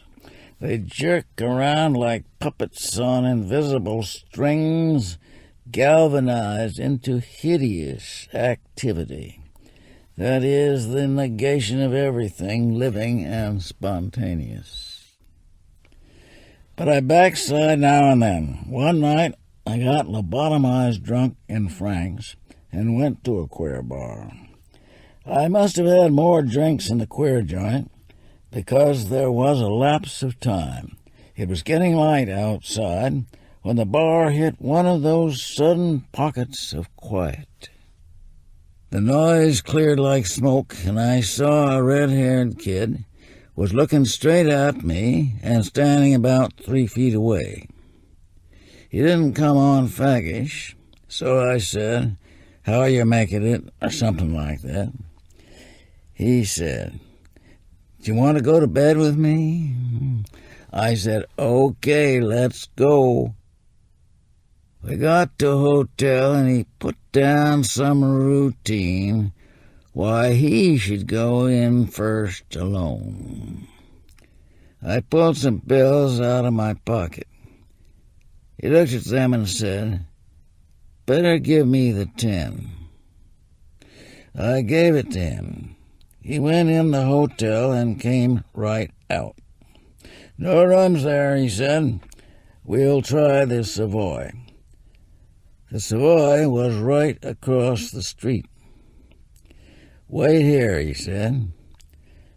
I waited about an hour, and by then it occurred to me what was wrong with the first hotel. It had no back or side door he could walk out of. I went back to my apartment and got my gun. I waited around the Savoy and looked for the kid through the French Quarter. About noon I got hungry and ate a plate of oysters with a glass of beer, and suddenly felt so tired that when I walked out of the restaurant my legs were folding under me as if someone were clipping me behind the knees. I took a cab home and fell across the bed without taking off my shoes. I woke up around 6 in the evening and went to Frank's. After 3 quick beers, I felt better.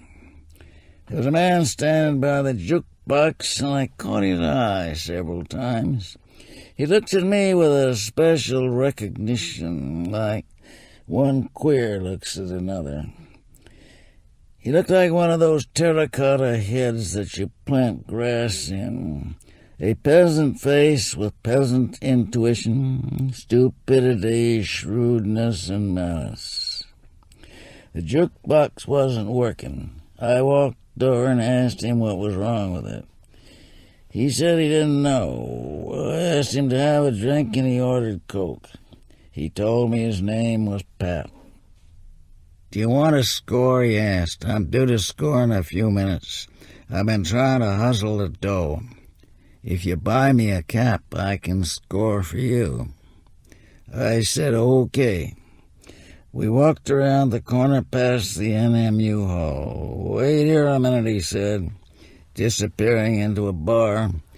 I half expected to get beat for my $4, but he was back in a few minutes. "Okay," he said, "I got it." I asked him to come back to my apartment to take a shot. We went back to my room, and I got out my outfit. It hadn't been used in 5 months. "If you don't have a habit, you better go slow with this stuff," he cautioned me. "It's pretty strong." I measured out about 2/3 of a cap. "Half is plenty," he said. "I tell you, it's strong." "This'll be all right," I said. But as soon as I took the needle out of the vein, I knew it wasn't all right. I felt a soft blow in the heart. Pat's face began to get black around the edges, the blackness spreading to cover his face. I could feel my eyes roll back in their sockets. I came to several hours later. Pat was gone. I was lying on the bed with my collar loosened. I stood up and fell to my knees. I was dizzy and my head ached. $10 were missing from my watch pocket. I guess he figured I wasn't going to need it anymore. Several days later, I met Pat in the same bar. "Holy Jesus," he said. "I thought you was dying. I loosened your collar and rubbed ice on your neck. You turned all blue. So I says, 'Holy Jesus, the man is dying. I'm getting out of here, me.'" A week later, I was hooked. I asked Pat about the possibilities of pushing in New Orleans. The town is ate up with pigeons, he said. It's really tough. So I drifted along, scoring through Pat. I stopped drinking, stopped going out at night, and fell into a routine schedule. A cup of junk 3 times a day, and the time in between to be filled somehow. Mostly I spent my time painting and working around the house. Manual work makes the time pass fast. Pat and I began pushing in a small way, just enough to keep up our habits. We only took care of people Pat knew well and was sure of. About this time, an anti-narcotics drive hit the town. The chief of police said, "This drive is going to continue as long as there is a single violator left in this city." The state legislators drew up a law making it a crime to be a drug addict. They did not specify where or when or what they meant by drug addict. One day I was broke and I wrapped up a pistol to take it in town and pawn it. When I got to Pat's room, there were 2 people there. One was Red McKinney, a shriveled-up, crippled junkie. The other was a young merchant seaman named Cole. Cole did not have a habit at this time, and he wanted to connect for some weed. As it happened, I had several ounces of weed in my house. Cole agreed to buy 4 caps in exchange for 2 ounces of weed. We began looking for Old Sam above Lee Circle. Old Sam was the man these days. It was after doing 12 years in Angola. He was not in the old frame rooming house where he lived. We drove around slowly. Every now and then Pat would see someone he knew and stop the car. No one had seen Old Sam. "Those guys wouldn't tell you nothing," Pat said. "It hurts him to do anybody a favor." We parked the car near Old Sam's rooming house, and McKinney walked down to the corner to buy a package of cigarettes. He came back limping fast and got in the car. "The law," he said. "Let's get out of here." We started away from the curb, and a prowl car passed us. I saw the cop at the wheel turn around and do a double take when he saw Pat. "They made us, Pat," I said. "Get going." Pat didn't need to be told. He gunned the car and turned the corner, heading for Carondelet. I turned to Cole, who was in the back seat. "Throw out that weed," I ordered. "Oh, wait a minute," Cole replied. "We may lose them." "Are you crazy?" I said. Pat, McKinney, and I yelled in chorus, "Throw it out!" We were on Carondelet, headed downtown. Cole threw the weed out, and it skidded under a parked car. Pat took the first right turn into a one-way street. The prowl car was coming down the same street from the other end, going the wrong way. An old cop trick. We were boxed in. And I heard Cole yell, "Oh, Lord, I've got another stick on me." The cops jumped up with their hands on their guns, but they did not draw them. They ran up to my car. One of them, the driver who had spotted Pat, had a big smile on his face. "Where'd you get the car, Pat?" he asked.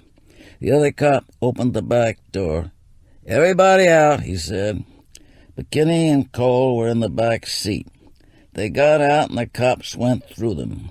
Right away, the cop who spotted Pat found the stick of weed in Cole's shirt pocket. "I've got enough here to hold a whole bunch of them," he said. The cop had a smooth red face, and he kept smiling all the time. The wagon arrived, and we all got in. We were taken to the 2nd precinct.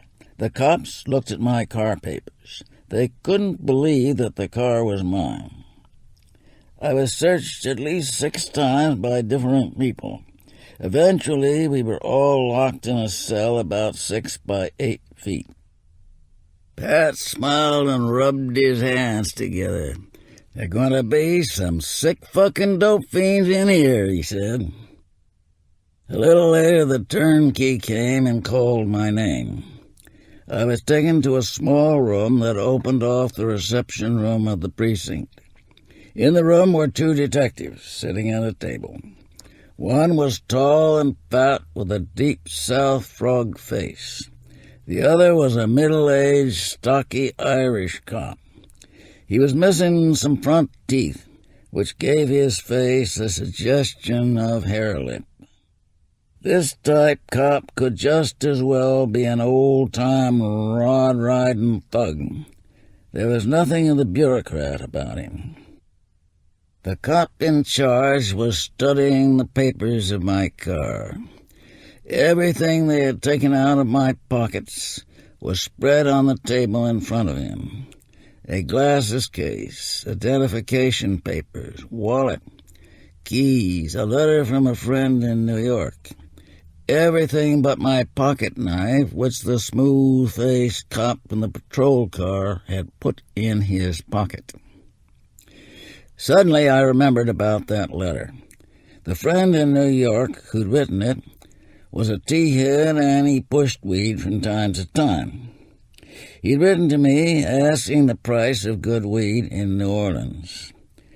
I asked Pat, who quoted me a tentative price of $40 per pound.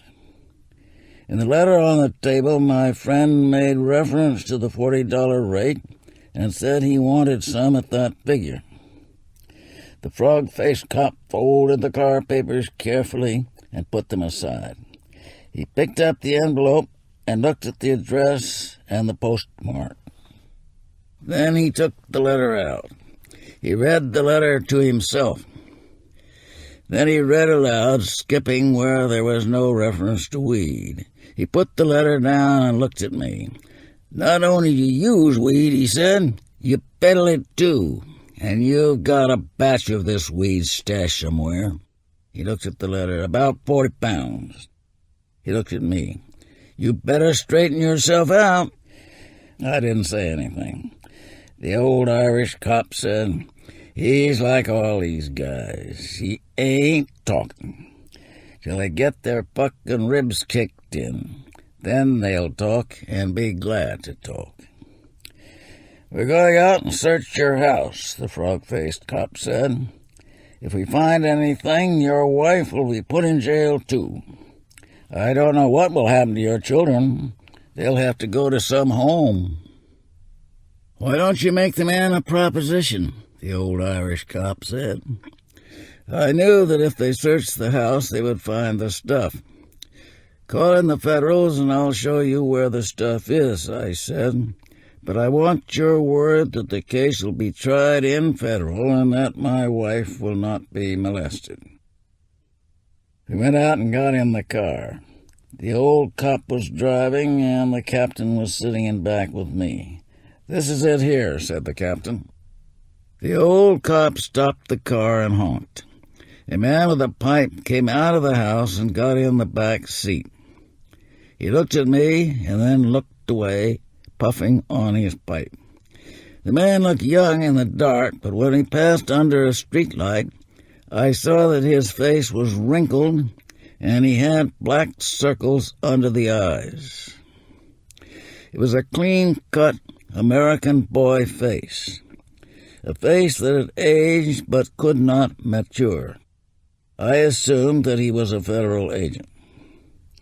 After smoking in silence for several blocks, the agent turned to me and took out his pipe. "Who are you scoring off now?" he asked. "It's hard to find a score now," I said. "Most of them have gone away." He asked what record I had, and I told him about the script case in New York. "How much time did you do on that?" he asked. "None. It's a misdemeanor in New York. Public health law. Public Health Law number 334, as I remember. He's pretty well versed, said the old cop. When we got to the house, the captain grabbed me by the back of the belt. "Who's in there beside your wife?" I said, "Nobody."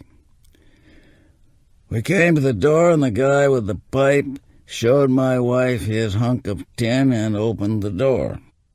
I showed them the pound of weed I had in the house and a few caps of junk.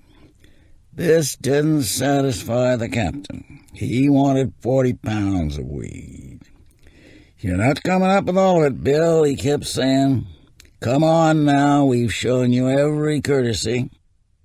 I told him there wasn't any more. The man with the pipe looked at me. "We want it all," he said. I said, "You've got it all."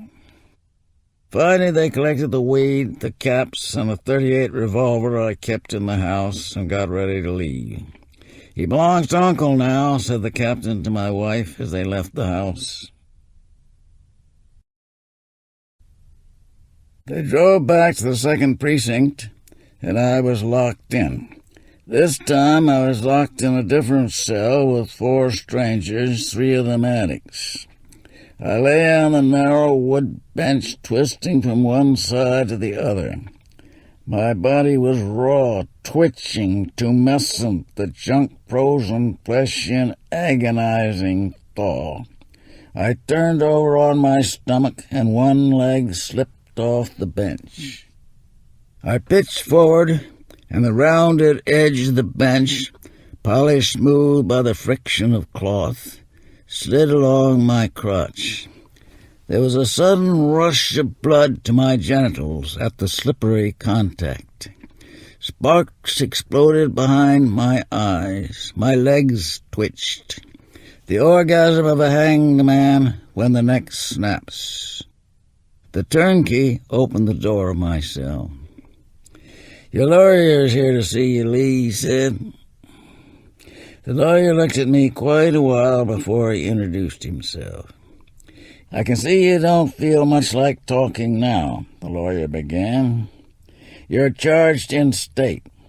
I talked to the federal DA an hour ago on the phone and asked if he was going to take the case. He said, absolutely no. There's an illegal seizure involved, and under no circumstances will this office prosecute the case."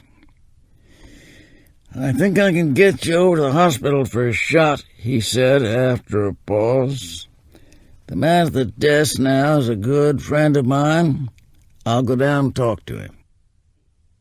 2 cops took me over to Charity Hospital in the wagon. The nurse at the receiving desk wanted to know what was wrong with me.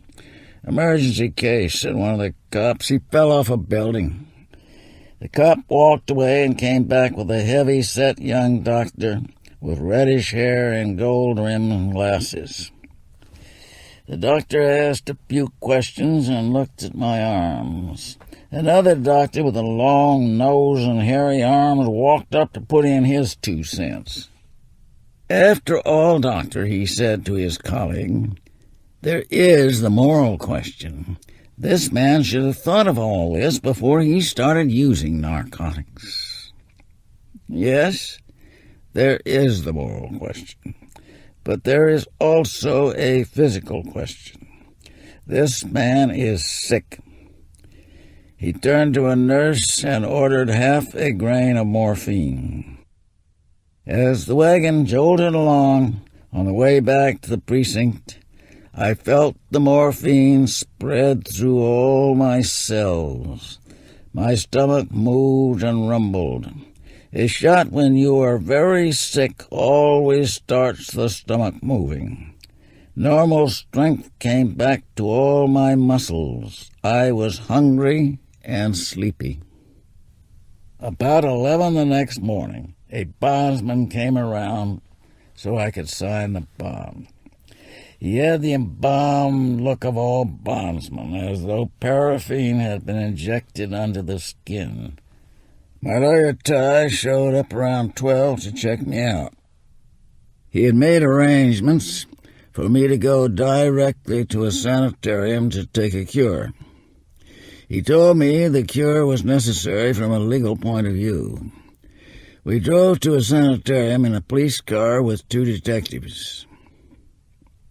An attendant took my clothes, and I lay down on the bed waiting for a shot. My wife came to see me and reported that the management did not know anything about junk or junkies. When I told them you were sick, they said, "What's wrong? What's the matter with him?" I told them you were sick and that you needed a shot of morphine. And they said, "Oh, we thought it was just a question of a marijuana habit." "A marijuana habit?" I said. "What in the hell is that?" "Find out what they plan to give me," I told her. "I need a reduction cure. If they aren't going to give me one, check me out of here right now." A few minutes later, a nurse came in with a hypo. It was Demerol. Demerol helps some, but it's not nearly as effective as codeine in relieving junk sickness. At 9 p.m., I got another shot of Demerol. This shot had no effect. The third day and night of junk sickness are generally the worst. After the third day, the sickness begins to recede. I felt a cold burn over the whole surface of my body, as though the skin was one solid hive. It seemed like ants were crawling around under the skin. It is possible to detach oneself from most pain. Injury to teeth, eyes, and genitals presents special difficulties, so that the pain is experienced as neutral excitation. From junk sickness, there seems to be no escape. Junk sickness is the reverse side of junk kick. The kick of junk is that you have to have it. Junkies run on junk time and junk metabolism. They are subject to junk climate. They are warmed and chilled by junk. The kick of junk is living under junk conditions. You cannot escape from junk sickness any more than you can escape from junk kick after a shot. I was too weak to get out of bed. I cannot lie still. In junk sickness, any conceivable line of action or inaction seems intolerable. A man might die simply because he could not stand to stay in his body. At 6 o'clock in the morning, I got another shot, which seemed to have some effect. As I learned later, this shot was not Demerol. I was even able to eat a little toast and drink some coffee. When my wife came to see me later in the day, she told me that they were using a new treatment in my case. When I was up and walking around, a psychiatrist came to interview me. He was very tall. He had long legs and a heavy body shaped like a pear with a narrow end up. He smiled when he talked, and his voice was whiny. He was not effeminate. He simply had none of whatever it is that makes a man a man. This was Dr. Fredericks, head psychiatrist of the hospital. He asked the question they all ask. "Why do you feel that you need narcotics, Mr. Lee?" When you hear this question, you can be sure that the man who asks it knows nothing about junk. I needed to get out of bed in the morning, to shave and eat breakfast. I mean, psychically. I shrugged. Might as well give him his diagnosis so he will go. It's a good kick. Junk is not a good kick. The point of junk to a user is that it forms the habit. No one knows what junk is until he is junk sick. The doctor nodded. Psychopathic personality. He stood up. Suddenly he moved his face into a smile that was obviously intended to be understanding and to dissolve my reticence.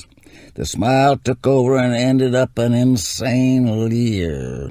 He leaned forward and brought his smile close to my face. "Is your sex life satisfactory?" he asked. "Do you and your wife have satisfactory relations?" "Oh, yes," I said, "when I'm not on the junk." He straightened up. He did not like my answer at all. "Well, I'll see you again." He blushed and lunged awkwardly for the door. He told my wife I had a very bad prognosis. I was feeling the shots less all the time, and after 8 days I began to pass them up. When I had passed the shots for 24 hours, I decided it was time to leave. It was 5 o'clock in the afternoon when we left the hospital and took a cab to Canal Street. I went into a bar and drank 4 whiskey sodas and got a good lush kick. I was cured. As I walked across the porch of my house and opened the door, I had the feel of returning after a long absence. I was coming back to the point in time I left a year ago when I took that first joy bang with Pat. Pat came around as soon as he heard I was out. Said, "I want to pick up. Just one wouldn't hurt any." He could get a good price on 10 or more. I said no. You don't need willpower to say no to junk when you are off. You don't want it. Besides, I was charged in state, and state junk raps pile up like any other felony. A few days later, I stopped by my lawyer's office to talk about the case and to ask whether I could leave the state. "You're hot as a firecracker in this town," Ty told me. "I have permission from the judge for you to leave the state, so you can go any time you like." "I might want to take a trip to Mexico," I said. "Would that be okay?" "So long as you're back here when your case comes up, there are no restrictions on you. One client of mine went to Venezuela. So far as I know, he's still there. He didn't come back." As soon as I hit Mexico City, I started looking for junk. At least, I always had one eye open for it. One day I was walking down San Juan Letran and passed a cafeteria that had colored tiles set in the stucco around the entrance, and the floor was covered with the same tile. The cafeteria was unmistakably Near Eastern. As I walked by, someone came out of the cafeteria. He was a type character you see only on the fringes of a junk neighborhood. As the geologist looking for oil is guided by certain outcroppings of rock, so certain signs indicate the near presence of junk. Junk is often found adjacent to ambiguous or transitional districts. East 14th near 3rd in New York, Poydras and St. Charles in New Orleans, San Juan Letran in Mexico City. Stores selling artificial limbs, wig makers, dental mechanics, loft manufacturers of perfumes, pomades, novelties, essential oils. A point where dubious business enterprise touches Skid Row. There's a type person occasionally seen in these neighborhoods who has connections with junk, though he is neither a user nor a seller. But when you see him, the dowser wand twitches. Junk is close. His place of origin is Near East, probably Egypt. He has a long, straight nose. His lips are thin and purple-blue like the lips of a penis. The skin is tight and smooth over his face. He is basically obscene beyond any possible vile act or practice. He has the mark of a certain trade or occupation that no longer exists. If junk were gone from the earth, there might still be junkies standing around in junk neighborhoods, feeding the lack, vague and persistent, a pale ghost of junk sickness. So this man walks around in the place where he once exercised his obsolete and unthinkable trade. But he is unperturbed. His eyes are black with an insect's unseeing calm. He looks as if he nourished himself on honey and Levantine syrups that he sucks up through a sort of proboscis. What is his lost trade? Definitely of a servant class, and something to do with the dead, though he is not an embalmer. Perhaps he stores something in his body, a substance to prolong life, of which he is periodically milked by his masters. He is specialized as an insect for the performance of some inconceivably vile function. I'd been in Mexico several months. One day I went to see the lawyer I had hired to get working and residence papers for me. A shabby, middle-aged man was standing in front of the office. "He ain't come yet," the man said. I looked at the man. He was an old-time junkie, no doubt about it. And I knew he didn't have any doubts about me either. We stood around talking, and the lawyer came. The junkie was there to sell some religious medals. The lawyer had told him to bring a dozen up to his office. After I'd seen the lawyer, I asked the junkie if he would join me for supper, and we went to a restaurant on San Juan Letran. The junkie asked me what my story was, and I told him. He flipped back his coat lapel and showed me a spike stuck in the underside of the lapel. "I've been on junk for 28 years, he said. "Do you want to score?" There is only one pusher in Mexico City, and that is Lupita. She has been in the business 20 years. Lupita got her start with 1 gram of junk and built up from there to a monopoly of the junk business in Mexico City. She weighed 300 pounds, so she started using junk to reduce. But only her face got thin, and the result is no improvement. Every month or so, she hires a new lover, gives him shirts and suits and wristwatches, and then packs him in when she has enough. Lupita pays off to operate wide open as if she were running a grocery store. She doesn't have to worry about stool pigeons because every law in the federal district knows that Lupita sells junk. She keeps outfits and glasses of alcohol so the junkies can fix in the joint and walk out clean. Lupita sells her stuff in papers. It is supposed to be heroin.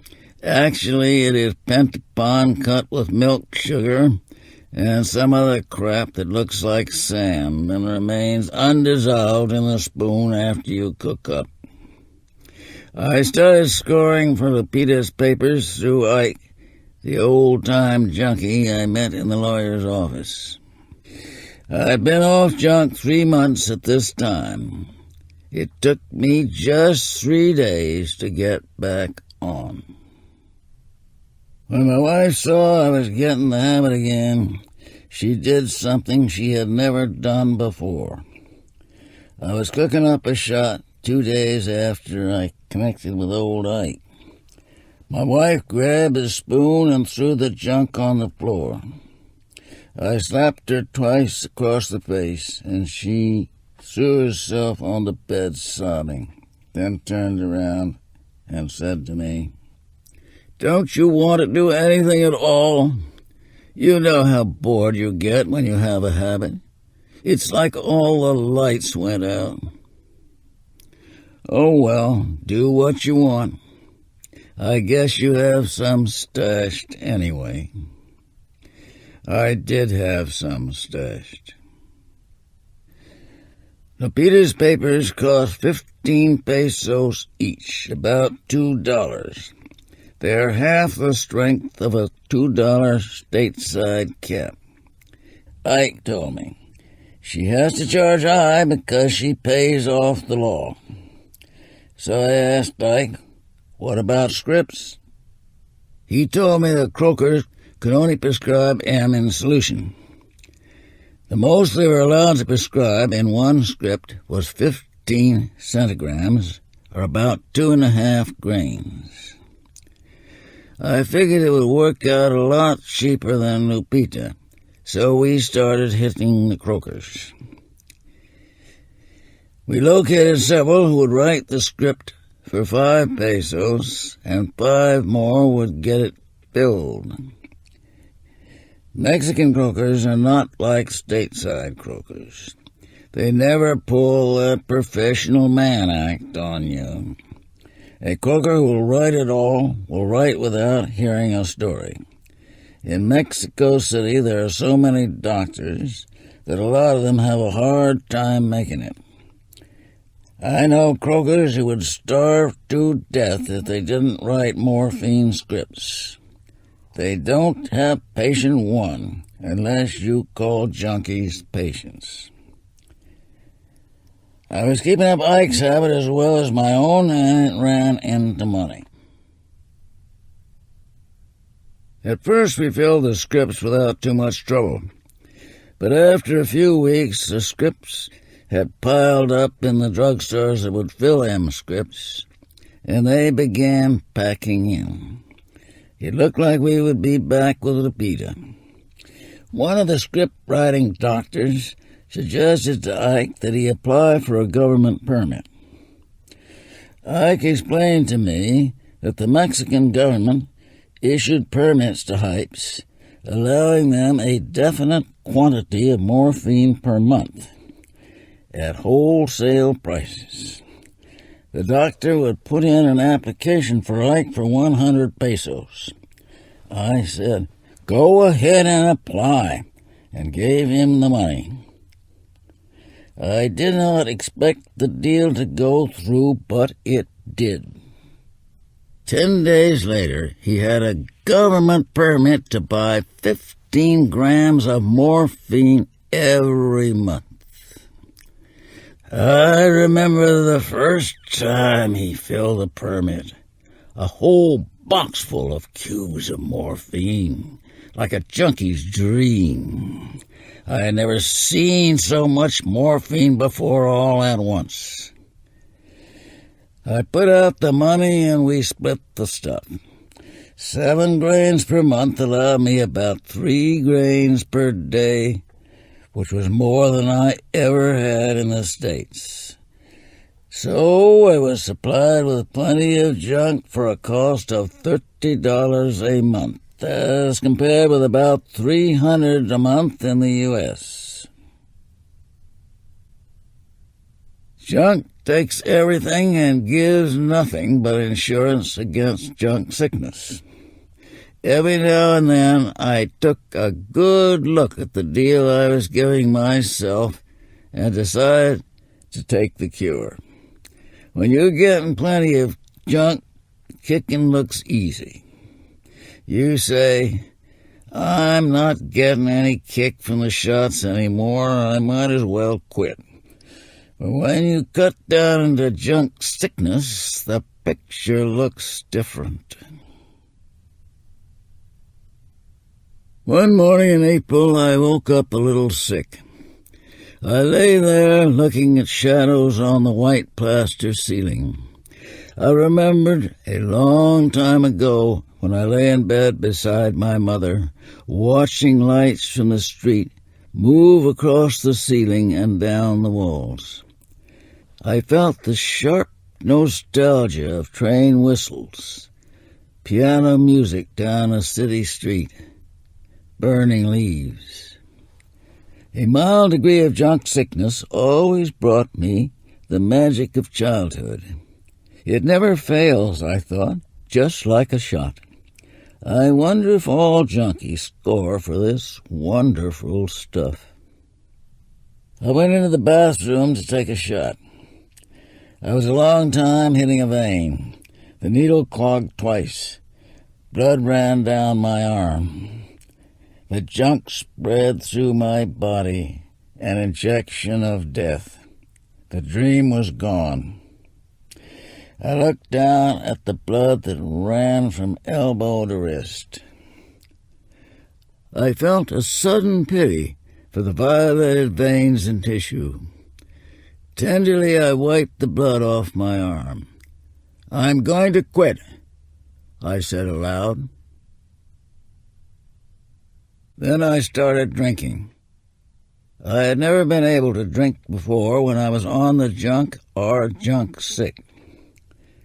But eating hop is different from shooting the white stuff. You can mix hop and lush. At first I started drinking at 5 in the afternoon. After a week I started drinking at 8 in the morning. Stayed drunk all day and all night and woke up drunk the next morning. Every morning when I woke up, I washed down Benzedrine, Sanacine, and a piece of hop with black coffee and a shot of tequila. Then I lay back and closed my eyes and tried to piece together the night before and yesterday. Often I drew a blank from noon on. You sometimes wake up from a dream and think, "Thank God I didn't really do that."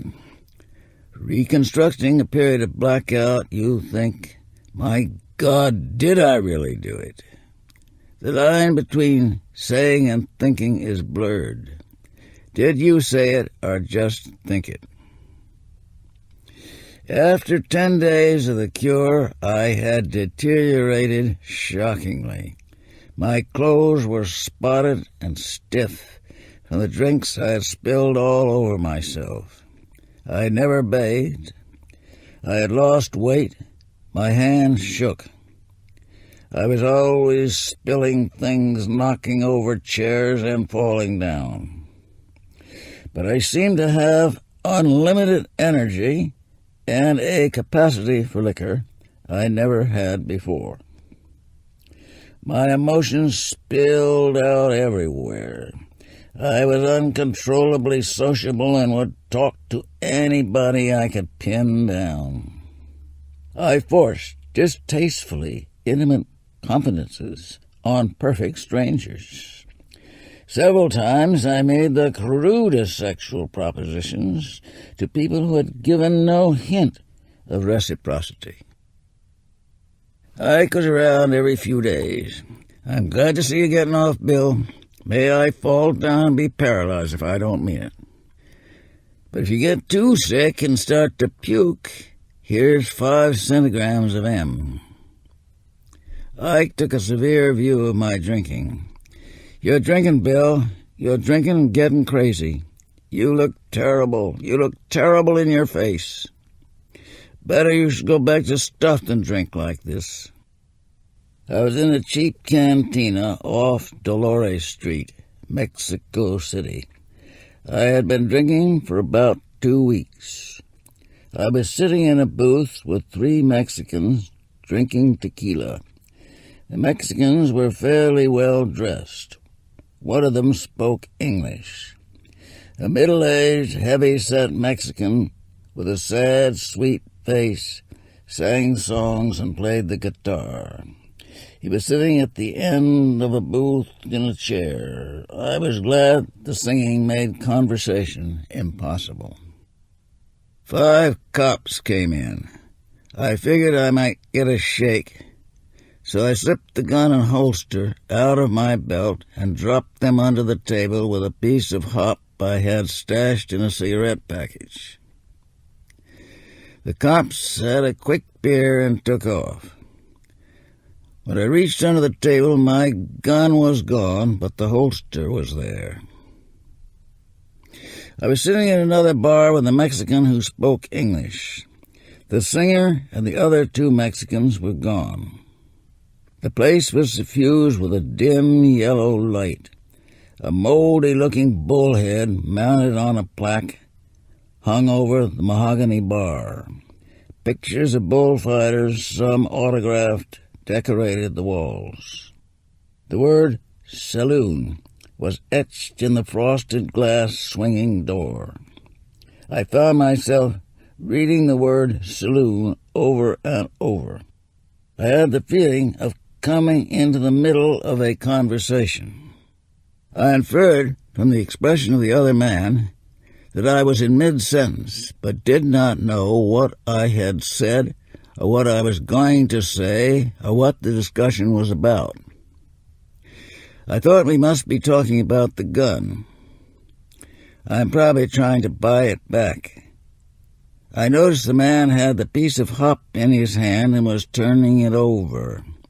"So you think I look like a junkie," he said. I looked at him. The man had a thin face with high cheekbones. The eyes were a gray-brown color, often seen in mixed Indian and European stock. He was wearing a light gray suit and a tie. His mouth was thin, twisted down at the corners. A junkie mouth for sure. There are people who look like junkies and aren't, just as some people look queer and aren't. It's a type that causes trouble. "I'm going to call a cop," he said, starting for a phone attached to a support pillar. I jerked the telephone out of the man's hand and pushed him against the bar so hard he bounced off it. The man smiled at me. His teeth were covered with a brown film. He turned his back and called the bartender over and showed him the piece of hop. I walked out and got a cab. I remember going back to my apartment to get another gun, a heavy-caliber revolver. I was in a hysterical rage, though exactly why I cannot, in retrospect, understand. I got out of a taxi and walked down the street and into the bar. The man was leaning against the bar, his gray coat pulled tight over his thin back and shoulders. He turned an expressionless face to me.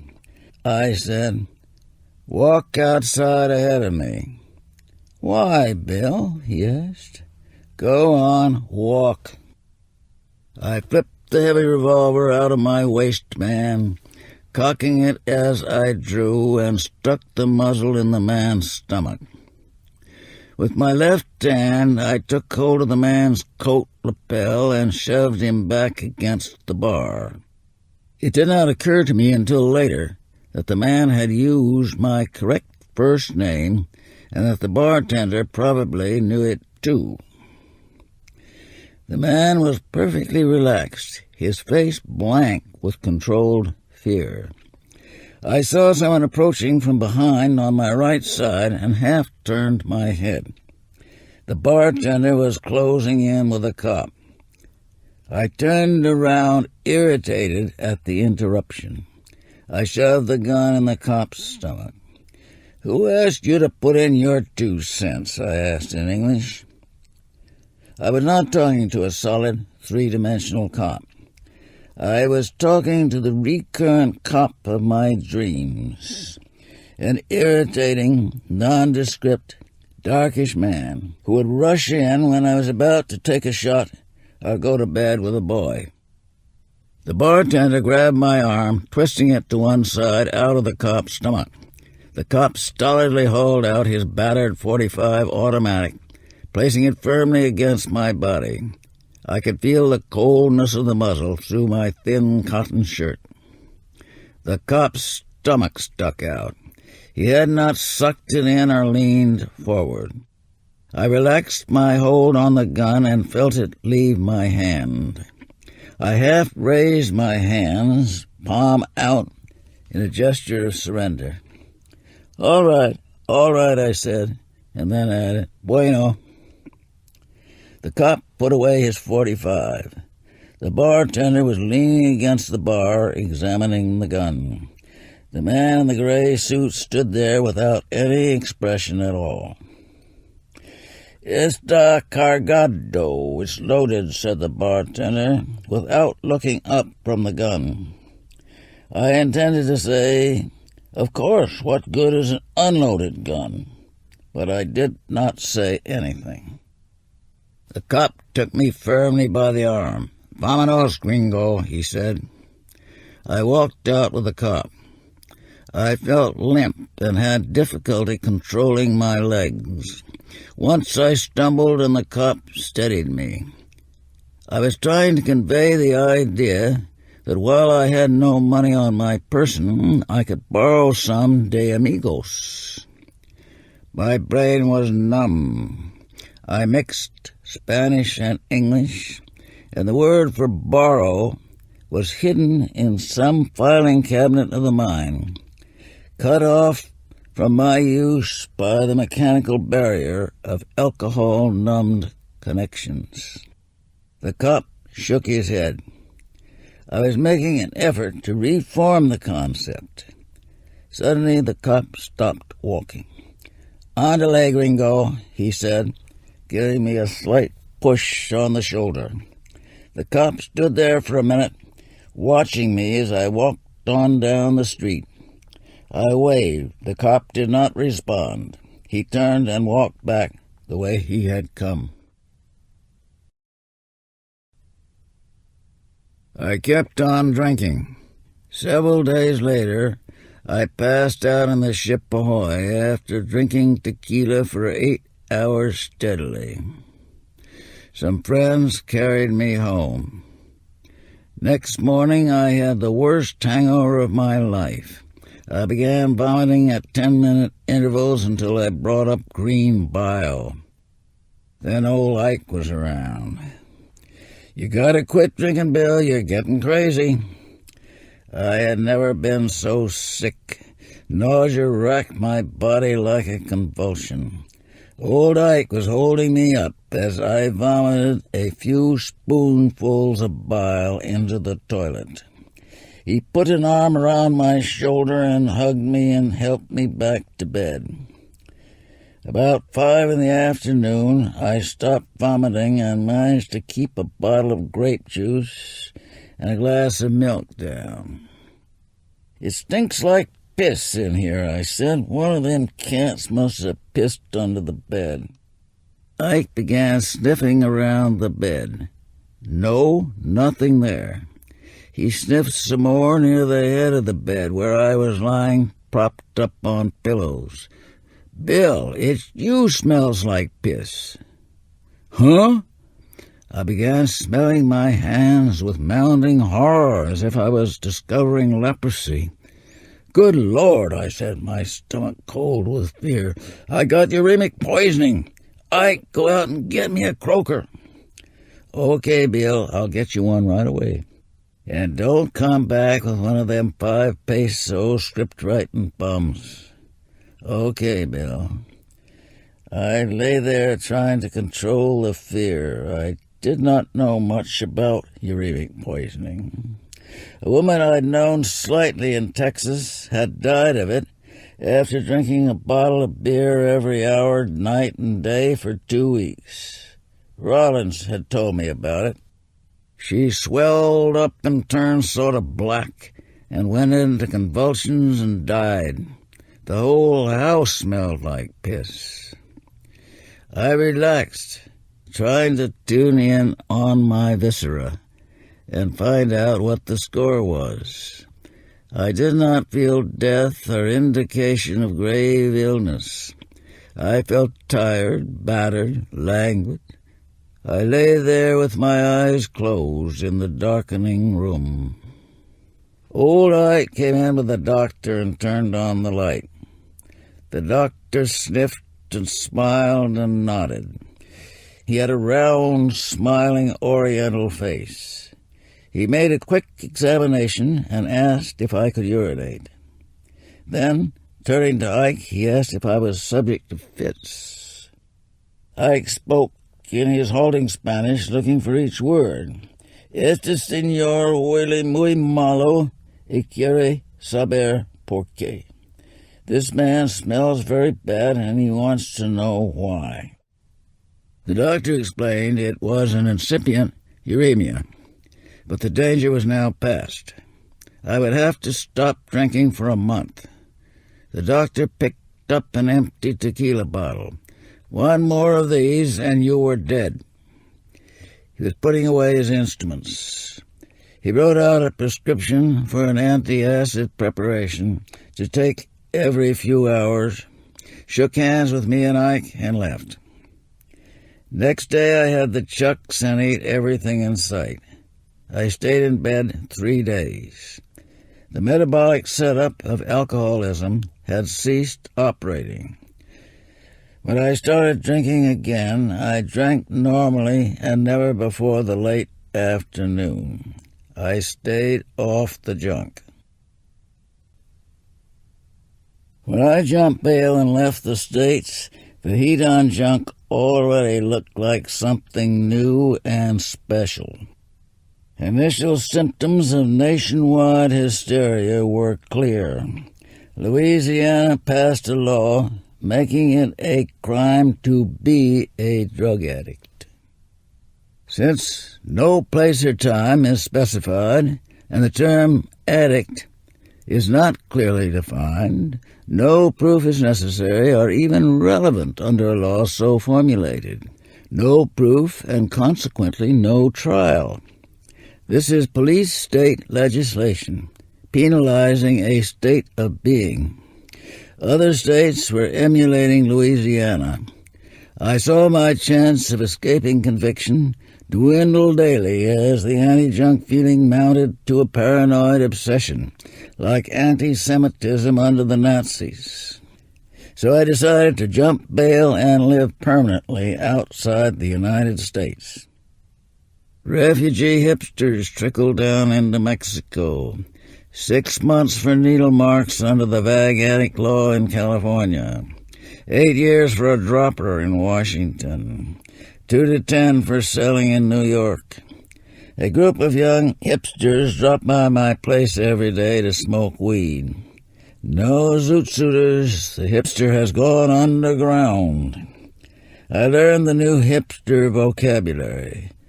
Pot for weed, twisted for busted. Cool and all-purpose word, indicating anything you like or any situation that is not hot with the law. Conversely, anything you don't like is uncool. From listening to these characters, I got a picture of the situation in the U.S. A state of complete chaos where you never know who is who or where you stand. Peyote is a new kick in the States. It isn't under the Harrison Act, and you can buy it from herb dealers through the mail. I never tried peyote, and I asked Johnny White if he could score for peyote in Mexico. He said yes, a herb dealer here sells it. He invited all of us to come to his place and eat peyote with him. You can come along if you like. I want to see if he has anything I can take back to the States and sell there. Why not take back peyote? Doesn't keep. It rots or dries up in a few days and loses its kick. We went to the herb dealer's house, and he brought out a bowl of peyote, a grater, and a pot of tea. Peyote is a small cactus, and only the top part that appears above the ground is eaten. This is called a button. The buttons are prepared by peeling off the bark and fuzz and running the button through a grater until it looks like avocado salad. 4 buttons is the average dose for a beginner. We washed down the peyote with tea. I came near gagging on it several times. Finally, I got it all down and sat there waiting for something to happen. Peyote high is something like a Benzedrine high. You can't sleep and your pupils are dilated. Everything looks like a peyote plant. I was driving in the car and Johnny said, "Look at the bank along the road. It looks like a peyote plant." I turned around to look and was thinking, what a damn silly idea. People can talk themselves into anything.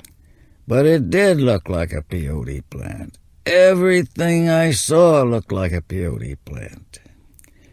Our faces swelled under the eyes and our lips got thicker through some glandular action of the drug. We actually looked like Indians. The others claimed they felt primitive and were laying around on the grass and acting the way they figured Indians act. I didn't feel any different from ordinary, except high like on Benny. The young hipsters seemed lacking in energy and spontaneous enjoyment of life. The mention of pot or junk will galvanize them like a shot of coke. They jump around and say, "Too much. Man, let's pick up. Let's get loaded." But after a shot, they slump into a chair like a resigned baby waiting for life to bring the bottle again. I found that their interests were very limited.